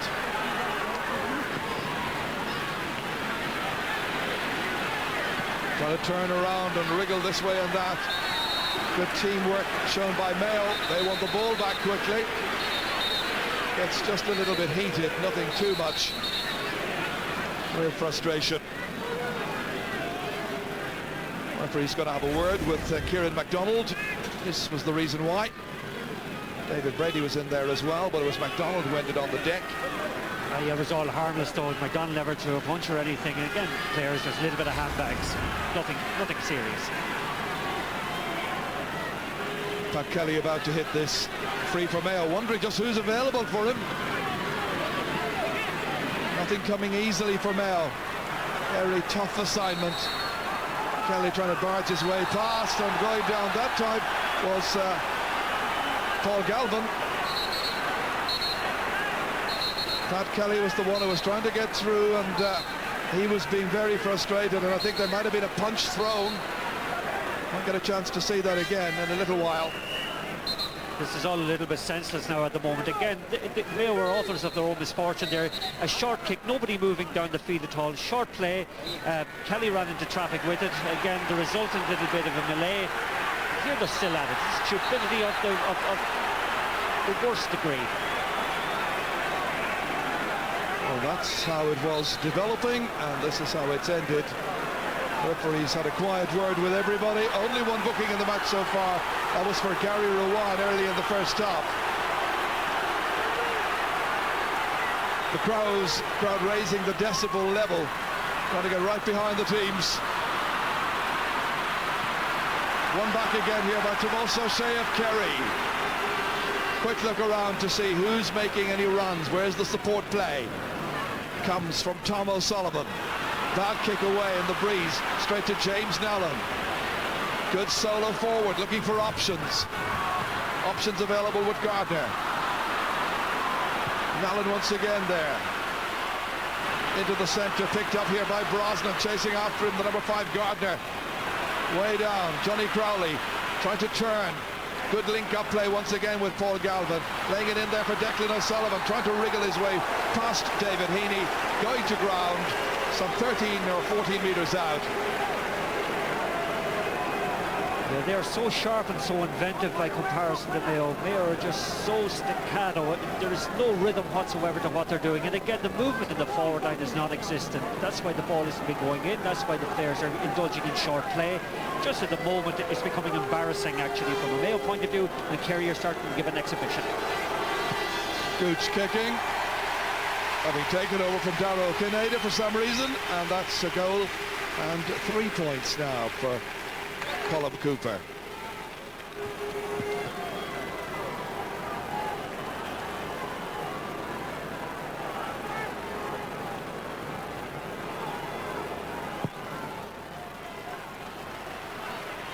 Kirby under this, so too are the Mayo midfielders, trying to wriggle their way past Brian Maloney with a good catch, leaving it for David Brady. Waiting for players to make runs. Eventually it's Trevor Mortimer, he couldn't hold it.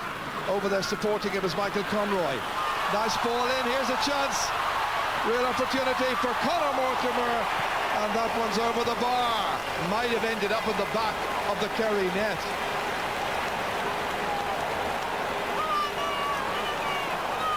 As well. That was a wonderful opportunity that time. Again, a very good assist. into Conor Mortimer, had the goalkeeper at his mercy, put it over the bar. Goal would have certainly given Mayo a great lift that time. Credit Moran for setting him up, but Mortimer blazed it over. 113 to 1-5. A point each per team at the start of the second half. And that was a case of putting the boot in there. Owen Brosnan on the ground. The illegal challenge, penalised by referee Pat McEnany from the Corduff club in Monaghan. Owen Brosnan will be very pleased with his display today. He's been working very hard up and down, again winning quite a lot of ball around the middle of the park. What he's not winning again has been gobbled up by his half-forwards and half-backs on the break. Fitzmaurice, huge one down towards Johnny Crowley. Was that ball picked up by Darrow Kinnaid illegally? The referee was quite close to it. Inside towards Crowley again. Back it comes to William Kirby, having a go at it, and why not? It's his second point of the match. 2 from William Kirby. Well, he has a habit of doing this time and again. You may remember he started the championship there in the early rounds against Clare, and Cork did well, was man of the match against Cork, came in at half-time at one stage anyway during the Dublin game and got 2 points. Yeah, and he got 3 wonderful points actually against Cork down in Killarney, Ger, but he played very well, took 2 good points, working very hard. Kerry restructuring their team once again, and it's Kirby launching this one down towards Crowley, runs all the way through. Saved by Peter Burke. Just a quick adjustment at the back by Kerry. They've brought Mark O'Shea and Aidan O'Mahony back into their original positions, having switched at one stage, so O'Mahony is back at cornerback. David Heaney. Look at the pressure play here by Kerry. Does it remind you of Tyrone last year? Very same part of the pitch in Croke Park, and the same type of tactics, and Kerry now showing that they are the masters of that particular ploy. Pat Kelly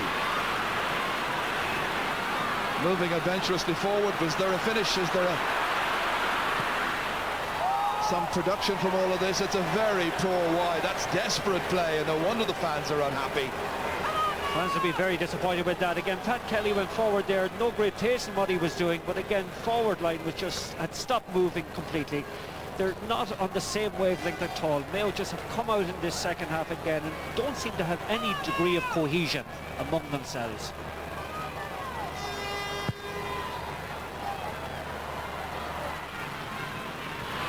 Once again, it is won back by Kerry. Declan O'Sullivan. Johnny Crowley always coming, breaking it down for Gooch. Colin Cooper kicking. That's brilliant. Great Kerry play. He's got a goal and 4. Well, when the ball went in, there was the understanding that Crowley could go in and contest. If he couldn't catch, he'd break, and Cooper would be available. He always is. This is it. It's been working before, and it's working again. Again, it's so simple, Ger, but again, let's admire the skill of Colin Cooper that time. A beautiful, instinctive kick of his left foot and straight over the bar. First touch is wonderful. Back in the head there for Peter Gardner from Crossmalina. But the whole sense of contest that you need in any match has gone from this completely, unless Mayo get a few goals very quickly, maybe from the likes of Brian Maloney, who's been trying very hard. The game is just going to die a death. Taking on Tomas O'Shea, breaks down to Conor Mortimer. They need something from this. Last attack yielded nothing. It's MacDonald who takes over the responsibility. Does it curl in? It looks good enough from here, but the umpire says no. Gone wide. More disappointment. Bad day for Mayo. They've had many. Yeah, unfortunately too, you can see in their demeanour at the moment, Ger, there's an awful lot of shrugged shoulders out there. A lot of players, I think, have a sense of inevitability about this already, which is a shame. And the Mayo hat you saw there, blowing in the breeze into the ground. With a push, results in a Mayo free kick taken by David Brady. And it's fisted away from the attentions of Conor Mortimer. Very vigilant play back there, Aidan O'Mahony. Huge one down towards Cooper. What another great catch by Colin Cooper. This time it's Crowley who's there, thinking about picking up pieces. He's wrestled around it, it's a free in. It's simplicity itself, as Martin Carney was saying earlier on, their approach to forward play, and what can John Maughan, George Golden and Liam McHale do about it? Well, you're not allowed to shoot anybody, Ger. Unless to do something like that, the young Cooper, I'm afraid they're in bother. He's been sublime in this game as far as I'm concerned. He's given an exhibition how inside forward should play. Lively, inventive, accurate. He's an amalgam of all that you want to see in a full forward. He was man of the match in the league final against Galway at the beginning of May. Here we are at the end of September, and the pattern is being repeated. O'Kineda kicking, dropping short this time. James Nolan. They work it out again here and trying to build something with Gary Rowan. Now Patter Gardner. Bad ball from Gardner, and it's Cooper who's in to seize on it once again. Trying to go by Kelly, falling to ground. The referee says play on. It should have been a free in. Might have been, but for the hefty lead that Kerry has got. Comes back out to O'Sullivan from O'Kineda, and he kicks it wide. But again, Mayo were the authors of their own misfortune there. Too much short passing coming out of defence. Again, too easy to read, telegraphing what they're doing, and being very, very capably intercepted by the Kerry forwards who are working so hard. Kerry, who lost the All-Ireland final of 2002, lost at the semi-final stage in 2001 and again last year. Today they've come here meaning business. They've had a great season under Jack O'Connor. And Liam Hassett now trying to finish off the opposition with plenty of time still to go. Bad finishing by Hassett. He hasn't scored so far. Indeed, the Kerry half-forward line, between them, they've only managed 1 point, that to Declan O'Sullivan. Another change is about to be made. Conor Mortimer is going off, and Andy Moran is coming on. I think they probably had a choice of Andy Moran or Austin O'Malley, and they've gone for Andy Moran. And a bad day for Conor Mortimer, but he's a young lad. He's a young lad and he'll learn from it. He's had a disappointing game, but he's been magnificent all summer, and just today it didn't work out for him. Some of the fans making their way off. They've decided that that's it at 1:15 to 1:5. Not much chance of a miracle. Kerry underlining that with their power play from O'Sullivan on towards Galvin. Paul Galvin, jersey was pushed. Referee has blown up before that kick went in. Now having a word with the two players involved. But a really, really frustrating time for the likes of Patter Gardner and all of his colleagues. It just hasn't gone well for them. There was that glorious spell for about 10 minutes when they were still highly competitive, but now being blown apart by a Kerry team that I think an awful lot of people have underestimated this year and doubted for quite some time because of the recent losses in major matches. But this is a very good performance by Kerry, no question about that. 8 for the day for Dara O'Kineda. That's a fair comment, and a lot of commentators in Mayo were making the point that maybe Mayo have played their best football in late July and early August, and that they have been somewhat in decline since then, whereas Kerry had yet to play their best, and that is certainly what has transpired today. Again, McGarrity struggling in midfield there against the Kerry duo of Brosnan and Kirby. Here comes Fitzmaurice. People have doubted him on occasions. He's never let Kerry down, and Galvin's been a real worker, a real find this year. All the way it hops through, almost foils goalkeeper Peter Burke does well. Mayo are now playing for respectability, a case of getting some more scores, tightening the gap if they can. It's with Alan Dillon, so long ago now since he got their only goal. All the way through this time towards Maloney. Brian Maloney dishing it off. Heaney has gone forward, might as well join the attack. Wrestled down right on the end line. Liam Hassett was the guilty party. Referee just noting the offence. Ticking for the number 10. Referee is a non-fussy referee, tries to allow play to develop as much as possible, gets on with it, and is widely recognised to be one of the very best in the game. Kieran MacDonald, 3 points for the day. The young and the old will still roar their encouragement. They don't want to think of defeat. There's another 20 minutes to play, but the gap is 10 points. Yeah, and the significant cushion has been established by Kerry that even if there is a comeback by Mayo now, they still will be able to get sufficient points to push them further forward. Kerry would need to collectively go off and have a tea break at this stage and leave the ball to Mayo for 10 minutes. One there by Brosnan, who's a determined player. Again, it's Mayo who try to work it out of defence with determination and no little skill. Dillon keeping the movement going was Gary Rowan, who set it up initially. Now for Alan Dillon again, feeding it forward here towards Trevor Morton, but he seems to be pushed over. The referee says play on. Kerry happy to oblige. Hassett with some work to do to retain possession. Here's Declan O'Sullivan stepping away from trouble. Lovely movement, beautiful balance and control. A great player in total control of the situation. They're trying to dig that one out there with Johnny Crowley. And again it is James Nowlan towards David Brady. MacDonald, who's never let the side down, but he's 65 metres out. Got 2 classy points in the first half. Great catch there by Tomas O'Shea. What a season he's had. On for William Kirby, the man from Tralee. Good ball in. Again, it's O'Sullivan turning, marking his slack. Turn back towards Galvin. Again, there's support play with Cooper. Off on the trademark solo run, taking on Kelly. Now a quick look up. There's a point here if he wants it. He does, why not? 1-5 for Colin Cooper in a real man-of-the-match display. While the wonderful young Dr. Croke's player from Killarney. Well, certainly Colin Cooper has kept great interest, has kept an interest in the game alive, because the sense of contest has gone from it. But just watching him at the moment is worth the admission money alone, Gerard.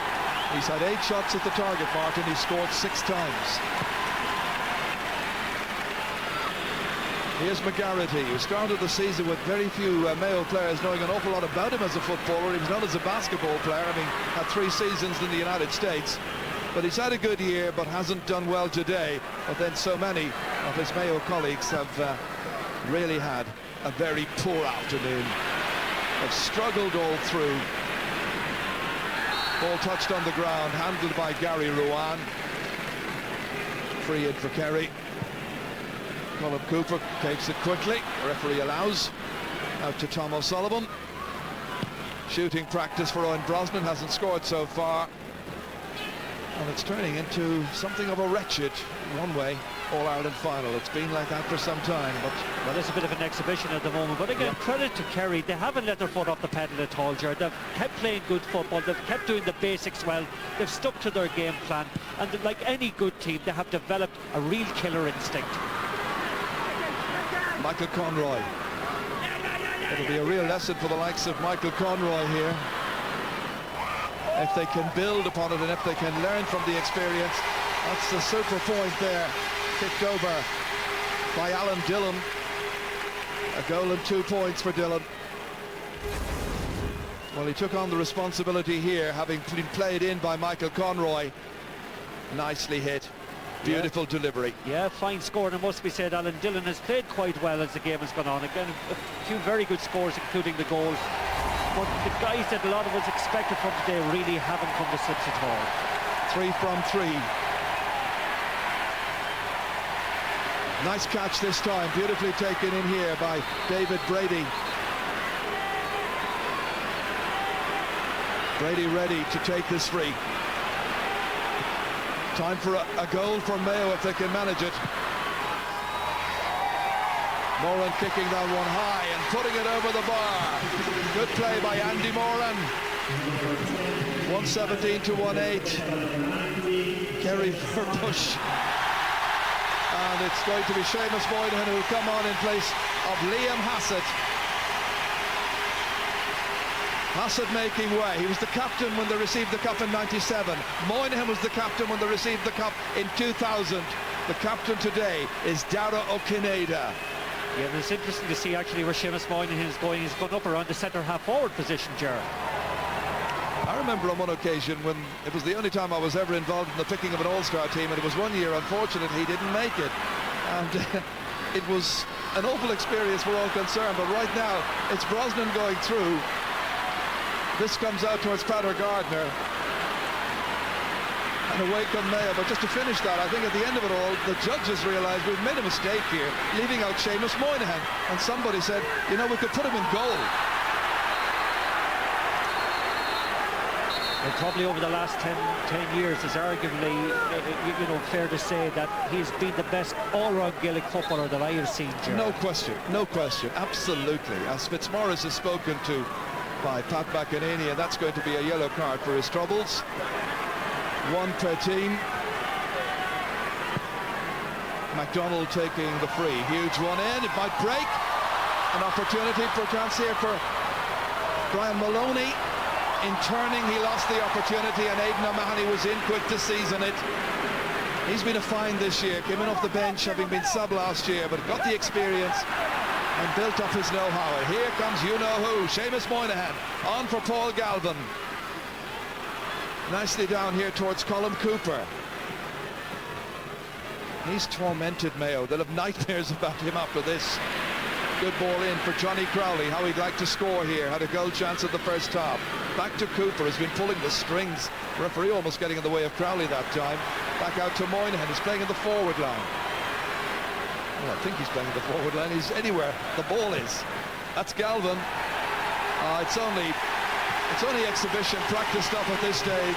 For the record, Paul Galvin gets his first point of the match. The Kerry fans are loving it.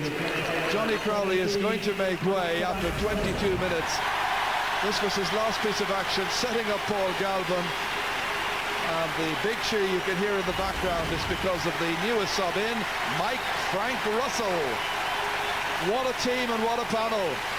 They are deserving champions, no question about that. Peter Burke kicking it out here. Fitzmaurice trying to take the sting out of it. Galvin again, a real workhorse. Yeah, one comment here actually on all of this at the moment. Kerry won the National League. They've been training all winter. A lot of the Mayo players weren't involved at all in winter because of operations and one thing and another. The fact that they hadn't winter training, I'm wondering, has it come against them? I wonder, is that fitness base that is required for this level absent today? Kerry, you know, I was saying that this is their 16th game between League and Championship. They've only lost 2, lost both matches by a point, including the very first one, which was against Longford. And everybody says, wow, this is the end of the world, you know. And at the end of it all, the end of the season, here we are. Kerry are the champions designate. Very much so, but again, their fitness levels are so superior to Mayo's today. For the record, Cooper has put it wide. He takes the freeze over on that right-hand side, hitting it with the left. 1 from 2 is his record there.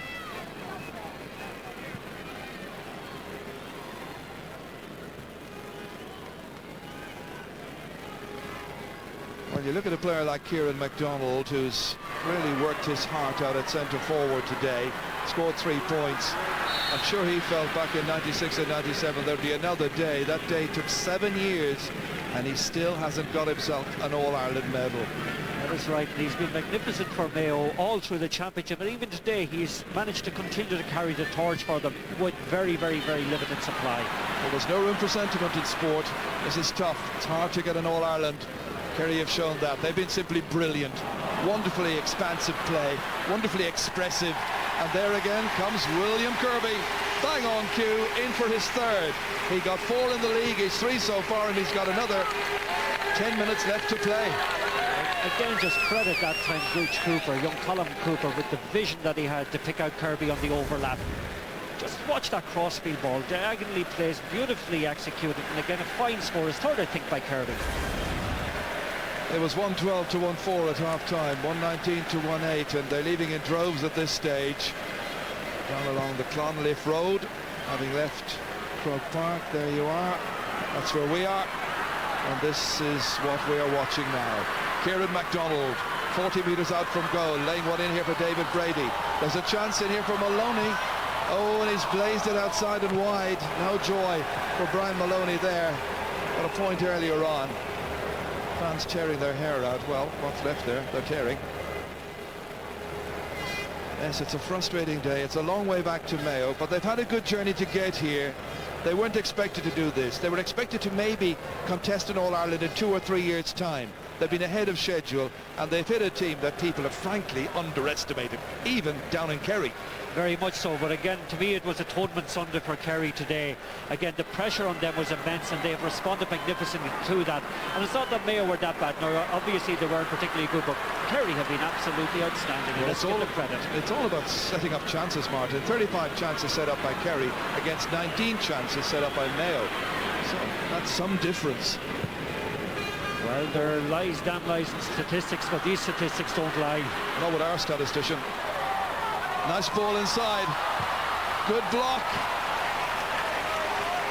That was Brian Maloney coming through there. Was it a foot block? I thought it was a foot block indeed. Maybe it was a knee block, but I thought it was a foot block in that case. Again, Maloney has tried very, very hard all day. Oh, it was thigh or hip coming in on that. So a 45, the outcome of all of that, taken quickly by Kieran MacDonald, taking it back, and he has put it wide. He had to be very, very, very demoralising for Kieran MacDonald. It's been magnificent, as I've said, through the summer. I know came down from training from North Donegal, Derry border, over the last 5 or 6 weeks, flown down by helicopter, very often drove down, and that's a huge commitment to make for a player who came back. And certainly today, the way things have turned out today, wasn't on the menu as far as he was concerned, or indeed anybody from Mayo was concerned. Kerry are preparing a number of substitutes. We might just see one of them come in late in the game to join the others who've had a chance to share in the day's glory. Kieran MacDonald hitting this one down along the line quickly. But all the little gaps that might be there have been sealed off quickly by a resolute Kerry defence from full-back all the way up along the line. They've done their job splendidly as Moynihan gets caught in possession. Still another 8 minutes of this final to go. Ronan O'Connor is about to come in place of Dara Okineda, and I think it's now a case of the coach Jack O'Connor and his selectors there, who are the great Johnny Cullity along with Ger O'Keefe. Great backroom team, giving everybody, as many as they can, a chance to share in the glory. Why not? Huge one in. McGarrity trying to make headway, still trying to bustle his way through. 6 men around him, comes back out. Great save that time by Diarmuid Murphy from the under-21 Michael Conroy. Oh, frustration, agony indeed for the fans. It would have put a better final look on the scoreboard at the end of 70 minutes, but good save. Great save that time again by Diarmuid Murphy, and again a snapshot from Michael Conroy, a young lad coming in for his first game. Fabulous save. Well, a point has resulted, but it was a definite goal for the taking. Michael Conroy getting his first point of the match. Again, 10 between them. Beautifully taken away once more by Seamus Moynihan. Nicely fed in. Back from O'Connor to Declan O'Sullivan. Bit like the day, quite wild. Well, it must be said that the skills that are Kerry's heritage have been shown again and again today, and they have given an exhibition of football, and it's a great credit to them. And again, it's a great credit to their competitiveness that they have maintained the effort from first whistle right up to the present. And Jack O'Connor is well aware that the other 31 counties wanted Mayo, I think, to win this, simply because Kerry are great, and the underdog is always the one people support. That's Mike Frank Russell. And again, it's gone wide. Dreadful shooting in a dreadful finish to a game where Kerry have been the masters. James Nallen. Here comes Trevor Mortimer, hasn't scored, and his brother Connor has been withdrawn. Huge ball in beyond Brian Maloney. And Diarmuid Murphy just nursing it out over the end line.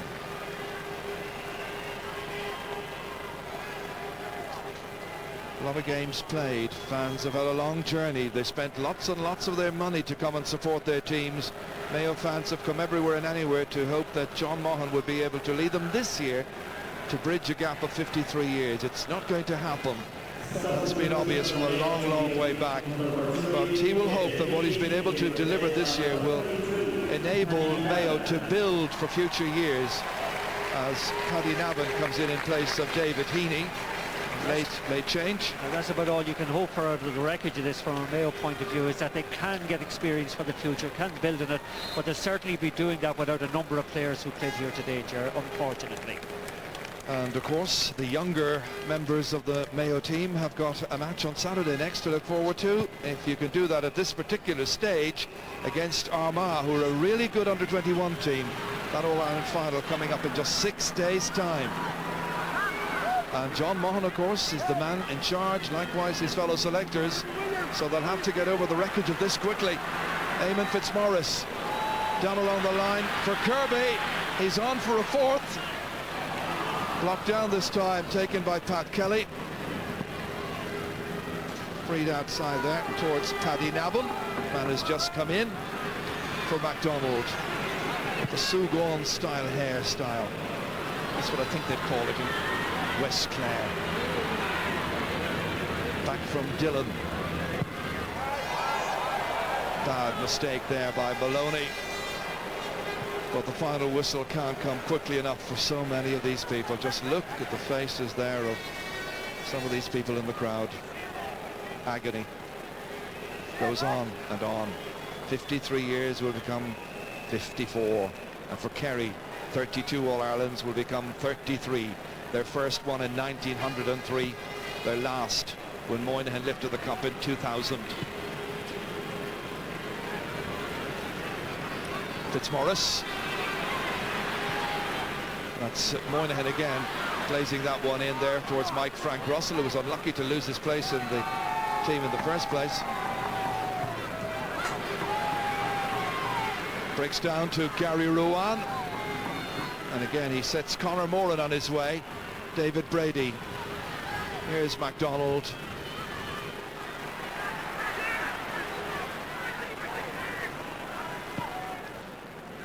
Sadly, it was a year where neither All-Ireland final was particularly inspiring. But where the football this year is concerned, there was one absolutely outstanding team, and that team in the green and gold of Kerry. Once again, it is Andy Moran kicking from some distance, but no joy. All fans making their way, trying to avoid the crush. And a great credit to Kerry, it must be said, Ger. Like, they won the National League and now they're winning the All-Ireland. And again, that's not done too often. In fact, 1997 maybe was the last time it was done. It was, but there's another element when you think about it, and let's pay credit to Jack O'Connor. Was it a poisoned chalice when Pawdy went? There was all the debate about Pawdy and so on, and he's still very much in people's minds. But Jack O'Connor came in, and he did exactly what Pawdy managed to do in 1997, which is win the league and the championship. And with great dignity, it must be said, very quietly went about his work, no fanfare, and certainly he has got the golden fleece.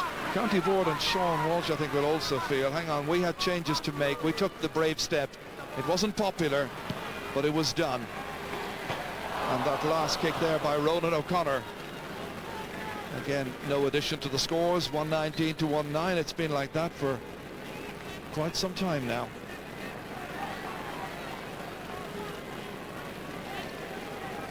Well, for Kerry again, it's going to be their, what is it, Ger, the 33rd All-Ireland final, and for Mayo, unfortunately, a bleak statistic. Yeah. And we haven't had a score for either team now for quite some time. Not since the 63rd minute. This might change with David Brady dishing it off here. Mortimer to finish, to style, it's belted in, and it's Michael Conroy for his troubles. It's come in the last minute of the game, but the under-21 star, Michael Conroy, at the end of a very fine move by Mayo. David Brady offloading it outside here. Trevor Mortimer stepping by the challenge of Aidan O'Mahony, and it came back, and a good thump by Michael Conroy into the back of the Kerry net. Yeah, and significantly, maybe it was the first time that Mayo have managed to run at the Kerry defence from the middle of the field, but again, maybe Kerry aren't putting the same pressure or emphasis on the game any longer. As against Derry. I think it's just a 7-point difference at this stage. If that's to be the way it finishes, Mayo will say, well, it wasn't that bad, but in reality it was. 2 added minutes to be played as Tom O'Sullivan barges his way out here, helped by Declan O'Sullivan. On for Seamus Moynihan, the man who was out for 3 months. He did all that hard work in the gym on his own. They had to tell him to calm down a little bit, take it easy and be match fit for this. He's come in and made his contribution, as we always knew he would.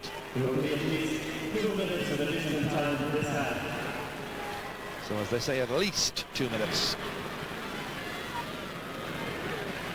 Here comes Eamon Fitzmaurice, leaving it there for Colin Cooper, and it tails away on the breeze. 1-5 was his tally for the day, his goal after 25 minutes, and Dara O'Shea, the one who was very, very unlucky. There seems to be one every few years, and the player who has tried so hard, worked so hard, but just fails to make the final. Dara was the unlucky one this year. Well, as Kerry have now scored in over 10 minutes, they're back defending with Diarmuid Murphy, setting up the counter-attack. Mike McCarthy. Remember at the start of the year they were wondering who would play number 3. McCarthy was the one who came in from the cornerback spot and has done really, really well. Give him the credit. But sure, aren't they razor sharp? They have been razor sharp from the first whistle to the last. I mean, Absolutely. there's been significant difference in that respect. It is so sharp in every aspect of the game. And their trainer, Pat Flanagan, should take an awful lot of credit for that, as Mike Frank Russell gets his first point in stoppage time on a great day for the Kingdom. 120 to 2-9. Tomas O'Shea being replaced by Brendan Guiney, one of the late changes. The record books will show that he played in the 2004 All-Ireland final. There's Tomas, a real candidate for Player of the Year. I think that's a fair comment, Ger. He's been magnificent, Kerry, at times when they were struggling, and today again very, very effective. Maybe not as spectacular as before, but wonderful player.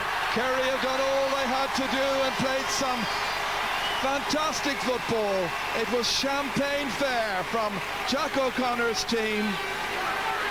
Mayo a pale shadow of what they can be, but then they weren't allowed this afternoon by a superb team who are Munster champions early in the year, had to go through 2 tough matches to beat Limerick, then beat Dublin, then beat Derry, and now they have walloped Mayo in the final without the inspiration of Dara O'Shea, who missed the match through injury. And as the fans come streaming in, it's Kerry who can celebrate their 33rd All-Ireland triumph for the record at Croke Park. The final score here shows Kerry the victors by 120 to Mayo's 2-9. Only one team, and Kieran MacDonald will realise that. There may be tears right now. He's had a good season. He came back. They wanted him. There are plenty of tears, plenty of moments to ponder and to wonder where it went wrong. It simply went wrong because Mayo were not up for it as much as Kerry. Kerry were that much better all the way through from 1 to 15. That's a fair comment, Jared. They have been brilliant. Let's go down to Marty. Dara O'Shea, congratulations. Wonderful performance by Kerry. Super game, super performance by Kerry. Everyone from 1 to 30 played very well today. Excellent performance. And they won this All-Ireland without you being able to play. That's exciting for me, isn't it? No, everyone played excellently all throughout. I think we had a 10-point cushion there in the second half, and we never lost it. You know, kept taking on the points, and Mayo huffed and puffed, but they never came as good as they should have. You know, in the second half. But we're not complaining. You know, we're trucking away here for the last couple of years, and this is a big lift weight off our shoulders. You know. Certainly couldn't go back to Kerry losing 3 in a row. No, we didn't talk about it like that. We were coming up today with a fresh approach, and we were going to have a go at it, and we did, and we were delighted to come through. And it's a great day for us, and a great day for our club at home. Canadians, Canadian captain. We're very delighted. Well done, Gordicus. Liam Hassett, wonderful performance by Kerry. Yeah, outstanding, Marty. Jesus, great. Everyone, the players, they played for each other today. It wasn't just for Dara O'Shea, for Seamus Moynihan, and then this team out here proved that everyone were great footballers, and even the subs that came on. This year, every fella battled for his position, and Jack Connor and Pat Flanagan and everybody involved deserve huge credit. You changed your tactics. Traditionalists will love your performance today. Long ball into the full forward line.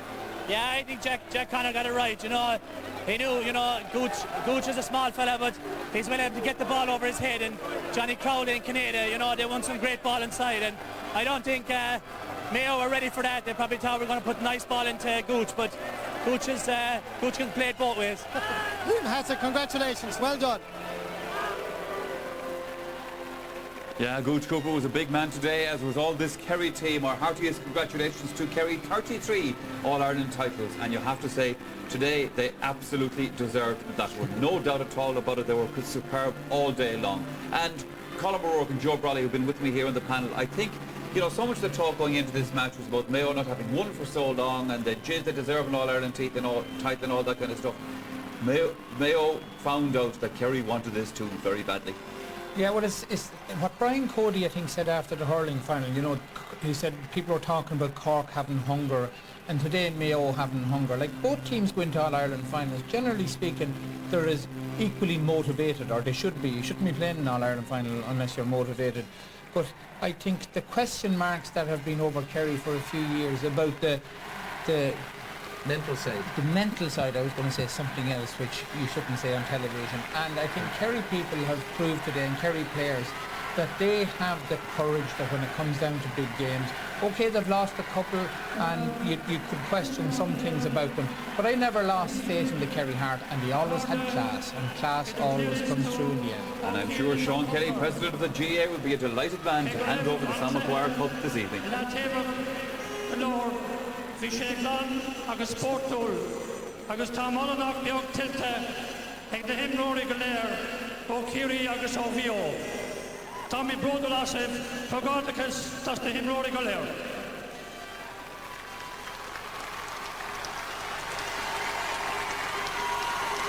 Unfortunately for Mayo, the heartbreak of too many long years now continues. But the whole of Ireland would love to see them winning the Sam Maguire agus le cún of day chufi galore.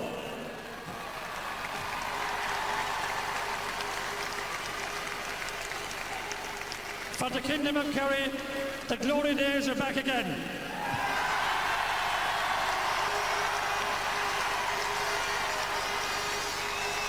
They are now champions of the world of Gaelic games, and Gaelic football in particular, for the 33rd time. And in association with Des Crowley of our general sponsors, Bank of Ireland, and as a Kerryman and as Uachtaráin Cumann Clascail, Curran Shiasaram, Colin Sam Maguire, Avrana and Captain Kerry. Cara Rum, Countess na Caintóri Dúchasai is far satir. Imror Erin na Geltata. Turisco na Radin na Geltata. Dara, Da Oclock, Draconis, Hokineda.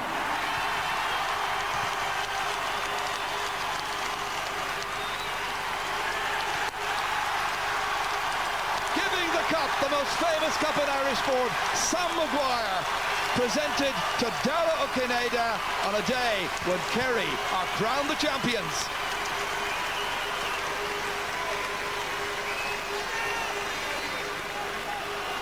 Uachtaráin Cumann Clascail, Uachtaráin na Hen, the Hishik, Aspig, a Bhain Uisle, a Bhain Kerry agus a Cardigail. Ardín sé mo chrí go hard na blahas. An Cordan sa buan Cordan Sam Maguire a hardach ar ceann imreoirí loch barhan stíochta, loch doraíochta agus loch tacaíochta nóraíochta.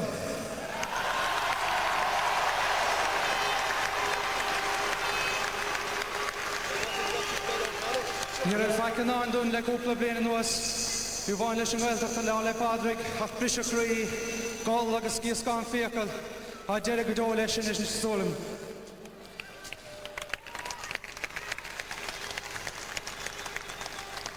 Sarnian me darúdar ha cúpla dana bhailam bhaithas bháil láha ar dúis nó ránóirí fearfálaí Jorócíh agus fearcílána an Shannon Dúr Johnny Collins.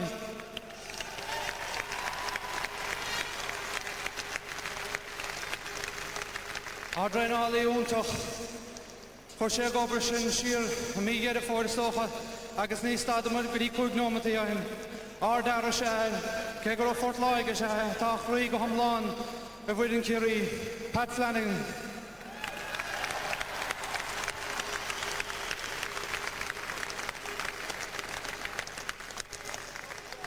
Nietam darú díanamh fear gailteach eile, fear fíosaigh na dromad, siúra sé sin móthain ceart fanna bliana, agus siúra sé sin, agus chóirla sé sin, agus táimid anna mhór agus anna bhaochta. Sné Jack uas a locan na chúd.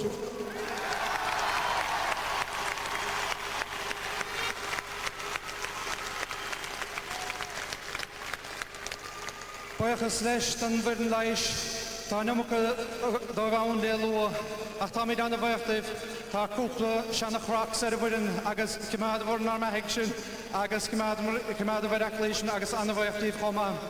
Buchas chomá le nar lochtaríochta, bíonn sé a gcónaí fialflathún dún agus táimid anna bhaochtún agus ben míad súla anna síre chomá in éireanna bliana bhtham Kerry Group.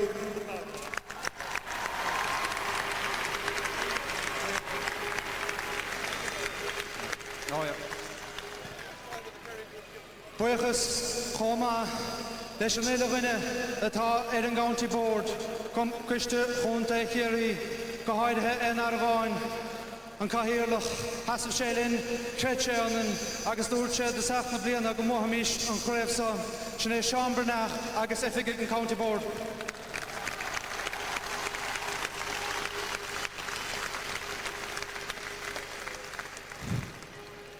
Deire híorthall bh ailimsa buchas agus is tócha cóbrón agus tréslú ag an am céanna le fuireann agus le John Mahan agus le fuireann úntach Mayo le Fergal Castlo agus a bhuiine Mlóri tá annach riúnta, anna spréideanta, tuig míad hain céanráda chluithaí mar seo chailúnt agus ina hasach a háin sibh siise. Tílú mar sin de chunta Mayo. Hip hip! Hip hip! Hip hip! Van míle maag begeleid.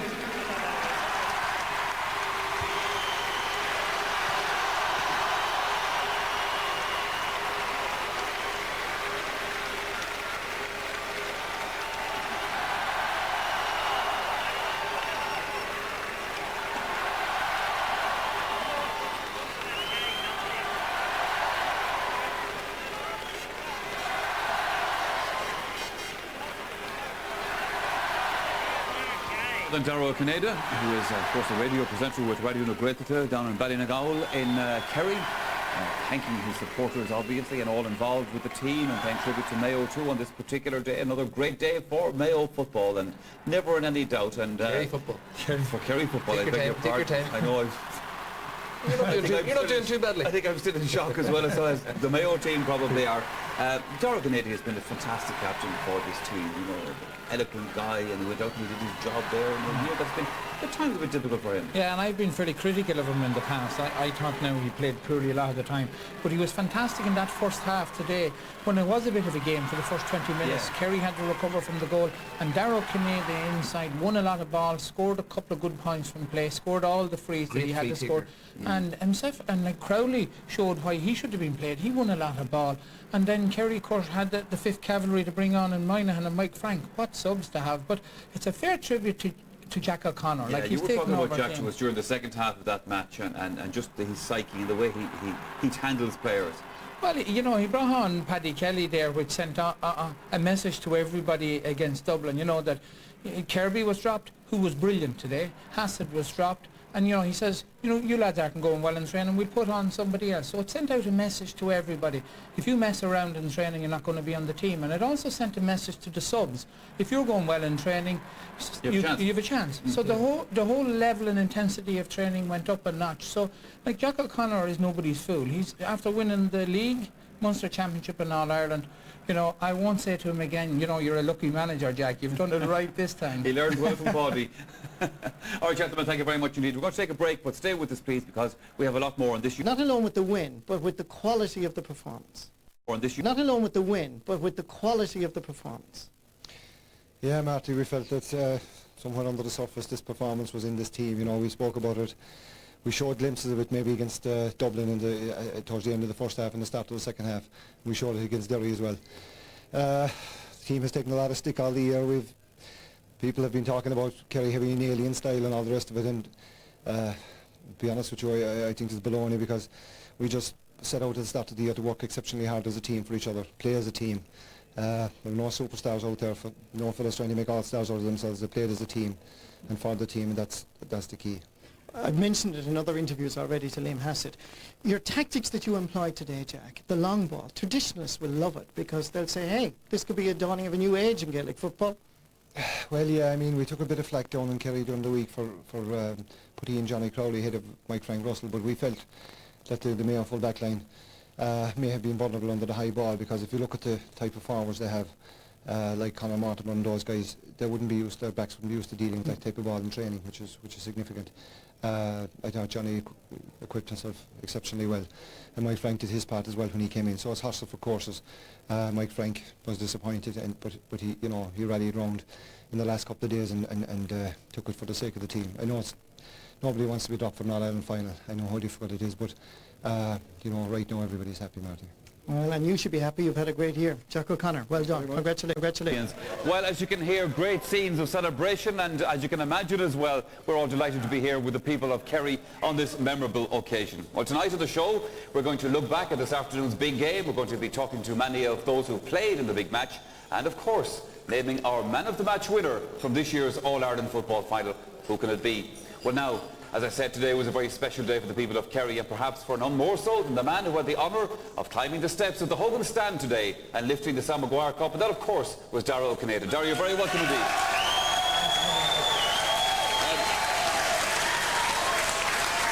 We saw you, Darragh, there in our opening shots, arriving here at the Burrington Hotel with the Sam Maguire in your hand, and obviously these are special hours and special days. Special moments indeed, Michael. You know, it's a huge thrill, of course, to go up and the Hogan stand and lift the cup, and you know, the expectation was there all week, you know, and we were glad we were able to, you know, fulfil people's dreams. Yeah. Darragh, you of course work for Reginald Gaeltachta down in Kerry. Have you any pre-recorded programmes, or when can they expect to see you down there again? There's a few wily old pros below there, Michael. I'm sure they look after me for this week at least, maybe next week, hopefully. There'll be a lot of tapes of music, I'd say, going out during the week. I hope so. Well, listen, I'm sure you're going to enjoy every minute. A question that I often meant to ask players who played in All-Ireland. You know, we see you in Croke Park, and we see the celebrations, and here tonight then at the victory banquet. In between, and the hours in between, do you get a moment at all to actually sit down and think about what all this means, or just exactly what happens? Well, the last couple of hours have been absolute pandemonium, to be honest. Like, between young and old, you're meeting and greeting, and it's great. You know, it's great to see kind of, I suppose, relief more than anything else on people's faces. Happiness will come tomorrow, hopefully. Yeah, yeah.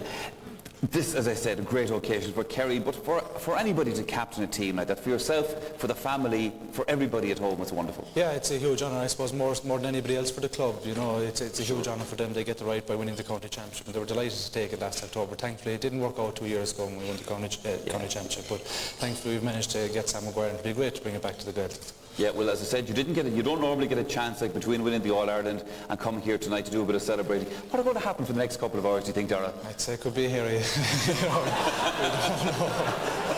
Darragh O'Cinneide, thank you very much indeed. Thanks, Darragh. Congratulations to you again. Thanks very much. Thank you. Yeah. As I said, there's plenty to come from the hotel here tonight, and plenty to come from the boys back in studio as well. So let's hear now from Pat Spillane and his three wise men. Thank you, Michael. Congratulations to Darragh, Jack and all the Kerry team. Maybe, Michael, you might buy me a pint later on, and that would be a first, wouldn't it? Yes. Here in studio we'll be discussing and analysing this afternoon's final in more detail, with Bernard, Kevin and Tony joining me in studio. Gentlemen, you're all very welcome. Bernard, I'll start with you. John Maughan said today it was annihilation. He accepted it was annihilation. He couldn't explain it. You're a highly paid analyst. You explain it. Well, it was hard to explain, you know, how poorly they played. Looking at sort of how, let's say, leading into the game, they were absolutely superb. But this was a game for the old football grassroots, traditional football as we know it, back to basics, and it was wonderful to see Kerry's passion, pride, back where it belongs. Kevin, commiserations. I've picked a few lines from the streets. Dry your eyes, mate. I know it's hard to take, but there's plenty more fish in the sea. Oh, disappointing. Yeah, it's hugely disappointing from a Mayo perspective. But we can't allow that hide the fact that Kerry were absolutely fantastic day from first whistle to last. You know, just relentless stuff. They were magnificent, and there's no shame in it for us to be blown away. Maybe the margin of victory we're disappointed with, but you know, we will return. Don't worry about that, Pat. We'll keep coming back for more. So yeah, disappointing, but I mean, my hat's off to the Kerry performance. Big loyal. Tony, as a Cockman, obviously delighted with your neighbour's success. Somewhere in the dark recesses of Eric's a small bit, all right, but Pat, you can't take it away from Kerry today. Absolutely beautiful football. They play football the way it should be. And if you're going to do the business and play consistently for 70 minutes, the time to do it is on the third Sunday in September. They did it today, and the way they got their scores, the way they played in defence, they won midfield. You have to admire them. Gentlemen, more detailed analysis later on, thank you. To the highlights now, and Kerry's meeting with Mayo in this afternoon's decider. Well, before the final got underway at 3:30, there was plenty of activity around the environs of Croke Park, as many prepared for football's biggest day.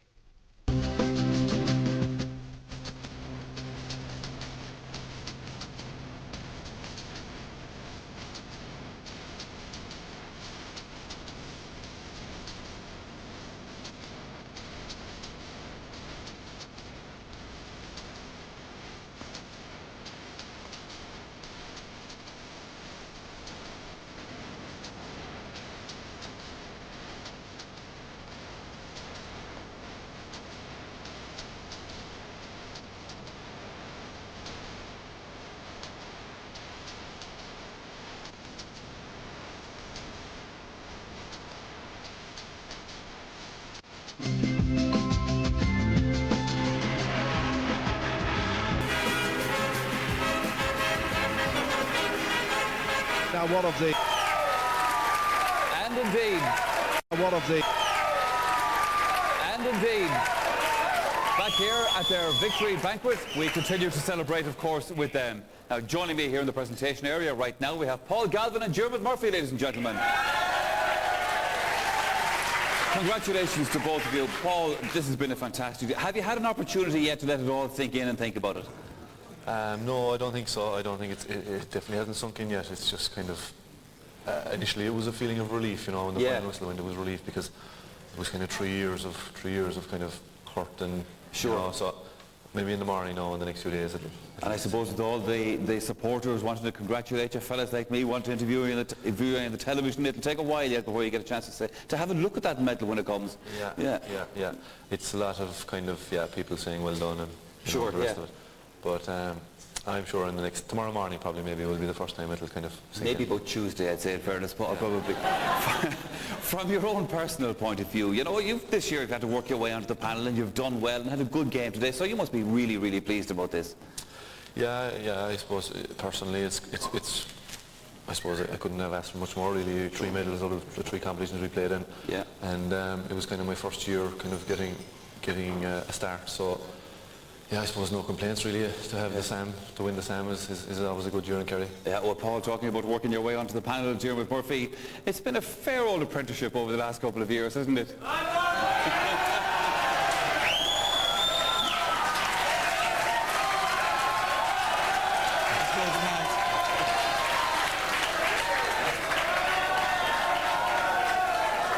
I just feel, boys, I think I should still be an apprentice, I'd say, but...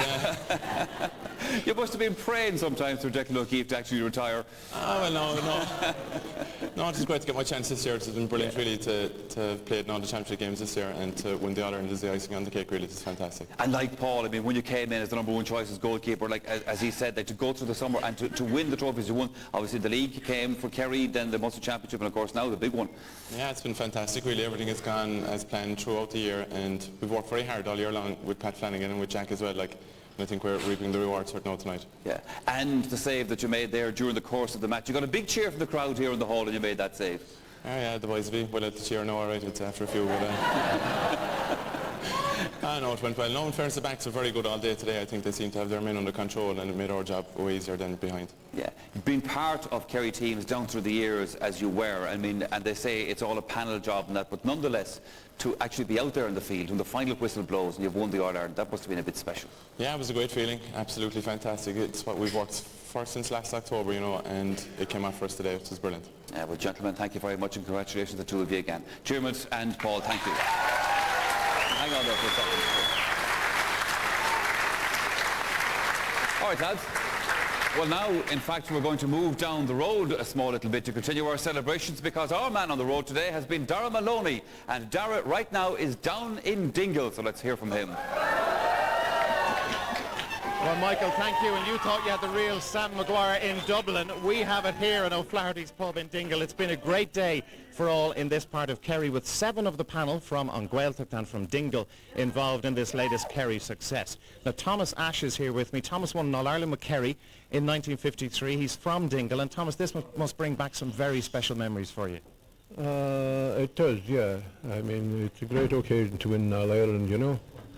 You don't realise it while you're playing until you win it, you know, and when you're playing it you have to work very hard to make amends meet, as the man says, you know, and it takes a lot to training, you know, and discipline, and you have to study, if you like, the man that you were supposed to mark, you know, and actually the man I was supposed to mark was John McKnight, actually. You know, he's a big law firm in Dublin now. But I asked him what kind he was, you see, and they said, I had no problem, you know.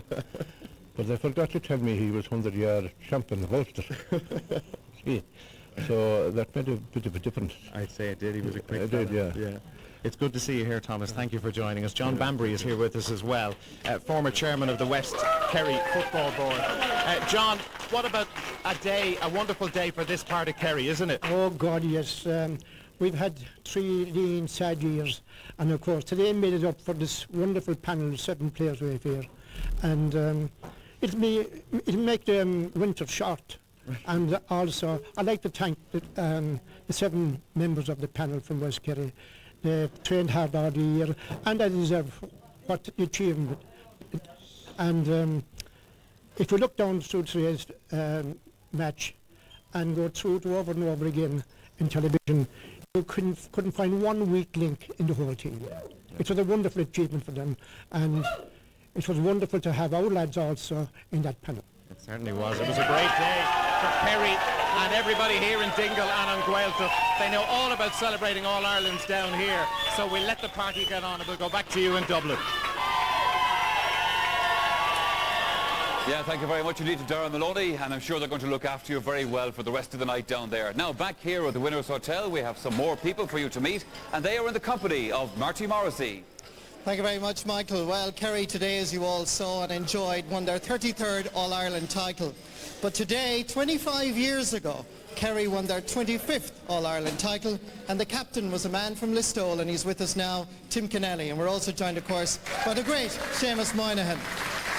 Tim, a very important night for you, a very important day, and it's rather historic as well that Kerry won their All-Ireland today, 25 years after you were captain. Well, yeah, it's a great occasion, and what else could you ask for when we got a great result today? It was a fantastic team performance, great sort of old traditional football back again, or direct football, and it was great to see it. Some fantastic scores, 122 to 2-9. What else could you happen? And I thought it was a great game of football. They say Mayo flop, but I don't think so. It was a super performance from Kerry, and if you told me at the start of the year that I wanted to do it with this great man Seamus and Dara, I'd say go away and get yourself checked out, Marty. It wouldn't happen, but it is great.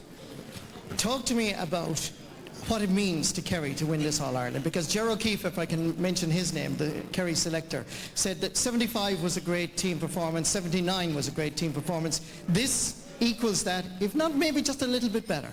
Yes, it was, Marty, because for the simple reason we're very hard to keep happy down in Kerry. And we got a bad scoring in 2001 and 2002 and 2003. Bad scorings, and it wasn't taken great. And no doubt today the management team of Jack and Jordan and Johnny were under fierce pressure, as well as the players, to contribute this, because Kerry wanted this badly, because those defeats had a lot of bad feeling, and there was a lot of doubting Thomas all year about this Kerry team, but they proved it today. They were way ahead of a lot of teams. Just one last quick question. The fact that Noel was part of the Kerry panel, Ty Kennelly is coming back, your son is coming back to play for Ireland. It's a special night indeed for the Kennellys. Well, it is a special occasion, as I say. It couldn't be better to be here with the lads and have a few beers afterwards and meet a lot of old faces and a lot of new faces. So it's a great night. Well done, Tim. Stay with us. Seamus Moynihan, I must say you got some response when you were introduced today. Absolutely, Marty, but to be honest, it was very easy to come on at that stage of the game. I think the boys had performed fantastically up to then, and I was absolutely delighted just to be a part of it, like, you know, but I think the performance that they played for the first 50-60 minutes was absolutely brilliant. I think the best football has been seen, I suppose, since Tim's days, and I'm just delighted for the boys for the hard work that they've done up to all year, like. There was a Mayo man beside me, and when you and Mike Frank Russell were warming up the sideline, they said, oh no, I thought today was bad, but it's going to get worse now when they saw the two of you. There was some depth of talent on this Kerry squad. Yeah, I think that, you know, the proof of the pudding, I suppose, goes back to the league, and I think, you know, at the start of the year, the Gaelic players were not available, and, you know, in fairness to Jack and the boys, that they were, you know, they were willing to try out players, and I think, you know, that was the start of it, and, you know, we found out players, and, you know, there's great credit due to the guys that came in, and, you know, Diarmuid came in, Aidan Manny played fantastic football, you know, Owen Brosnan became a leader as well today, and, you know, guys like Declan Sullivan and, you know, Colm Cooper, you know, showed what a fantastic talent he is, and you know, that's brilliant, and I'm absolutely delighted for the guys, and that's what it's all about. You know, it's not about one or two players, it's about the whole panel. Very briefly, talk to me about the role of Jack O'Connor coming in, taking charge of this Kerry team. What's he like to work with? Jack is tough. He's a tough man, but at the end of the day, Jack has been involved with us since '97 and 2000 as well, and you know, he was involved with us as well in under-21s in 1993, and he's been through the ropes. And I think, you know, I suppose the great advantage Jack had was that he knew the old players as well as the younger players, because obviously he's been involved in college football for the last 7 or 8 years and has done fantastic work there. And I think he came in and he knew the players very well, and I think that was a great advantage to him. But you know, I couldn't say no bad word about Jack. I think he's a fantastic guy, but he would be the first to appreciate that he had fantastic backup with Johnny Culty, Ger Keefe, and you know, Pat Flanagan as a physical trainer. Like, he had a fantastic backup, and you know, I think there's great credit due to those guys. Well done, Seamus Moynihan today, and indeed Tim Kennelly, two great Kerry men, as we go back to Michael Lester. Thank you very much indeed, Marty. We'll be talking to Jack a little bit later on, so we'll get a chance to respond. Okay, it's time for us to take a break here on the programme, but still loads to come in relation to this year's All-Ireland football final. We have analysis of the big game and our man of the match selection from the final. So we'll see you again shortly. Kerry have won the National Football League title, the Munster Championship, and today Kerry have won the National Football League title, the Munster Championship, and today easily accounted for Mayo in the All-Ireland final and have become All-Ireland champions. What's different about this Kerry team of 2004? Well, I think what they've done is they have learned from defeat, and that's something Mayo can look at after today as well. They made some very hard decisions, Pat, changing the management structure down there, and since the new management structure came in, there's new ideas, there's fresh approaches, and they haven't been too slow in grasping the middle either. Some of the star players have been dropped during the year. So what that message gave to the players that were there, if you're not playing and training to form, then you will be dropped and somebody else. And what that has done actually is made a very strong panel of 30. Now bring in the likes of Paul Galvin. That kind of epitomised the change in mentality, because at the start of the year, if Kerry were to win the All-Ireland, they would have had to get over Tyrone and Armagh. Now as it transpired, they didn't have to play it. But it did actually bring them down along the line to working harder, blocking down, chasing and harrowing. Now, as well as that, it would be fair to say that sort of work ethic has replaced flair. Absolutely. But having said that, like, what has emerged is Colm Cooper in the forward line. There's a bit of flair there as well. Now, this epitomises the work ethic that they have. Half forwards going back, blocking down, getting into hard tackles.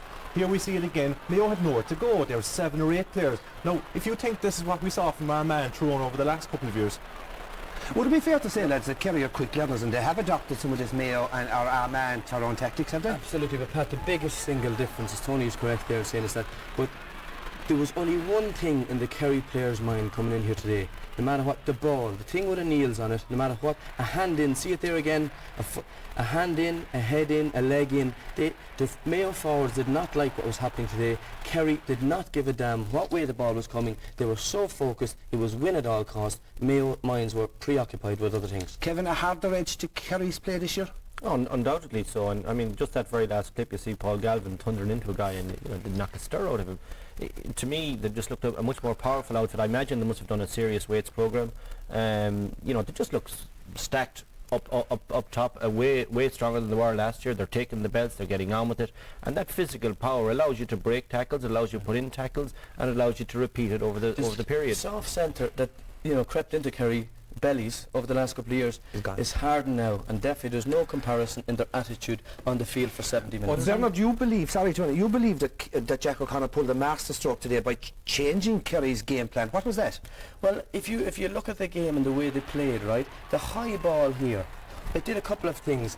John Crowley, it was a brilliant move to pick him.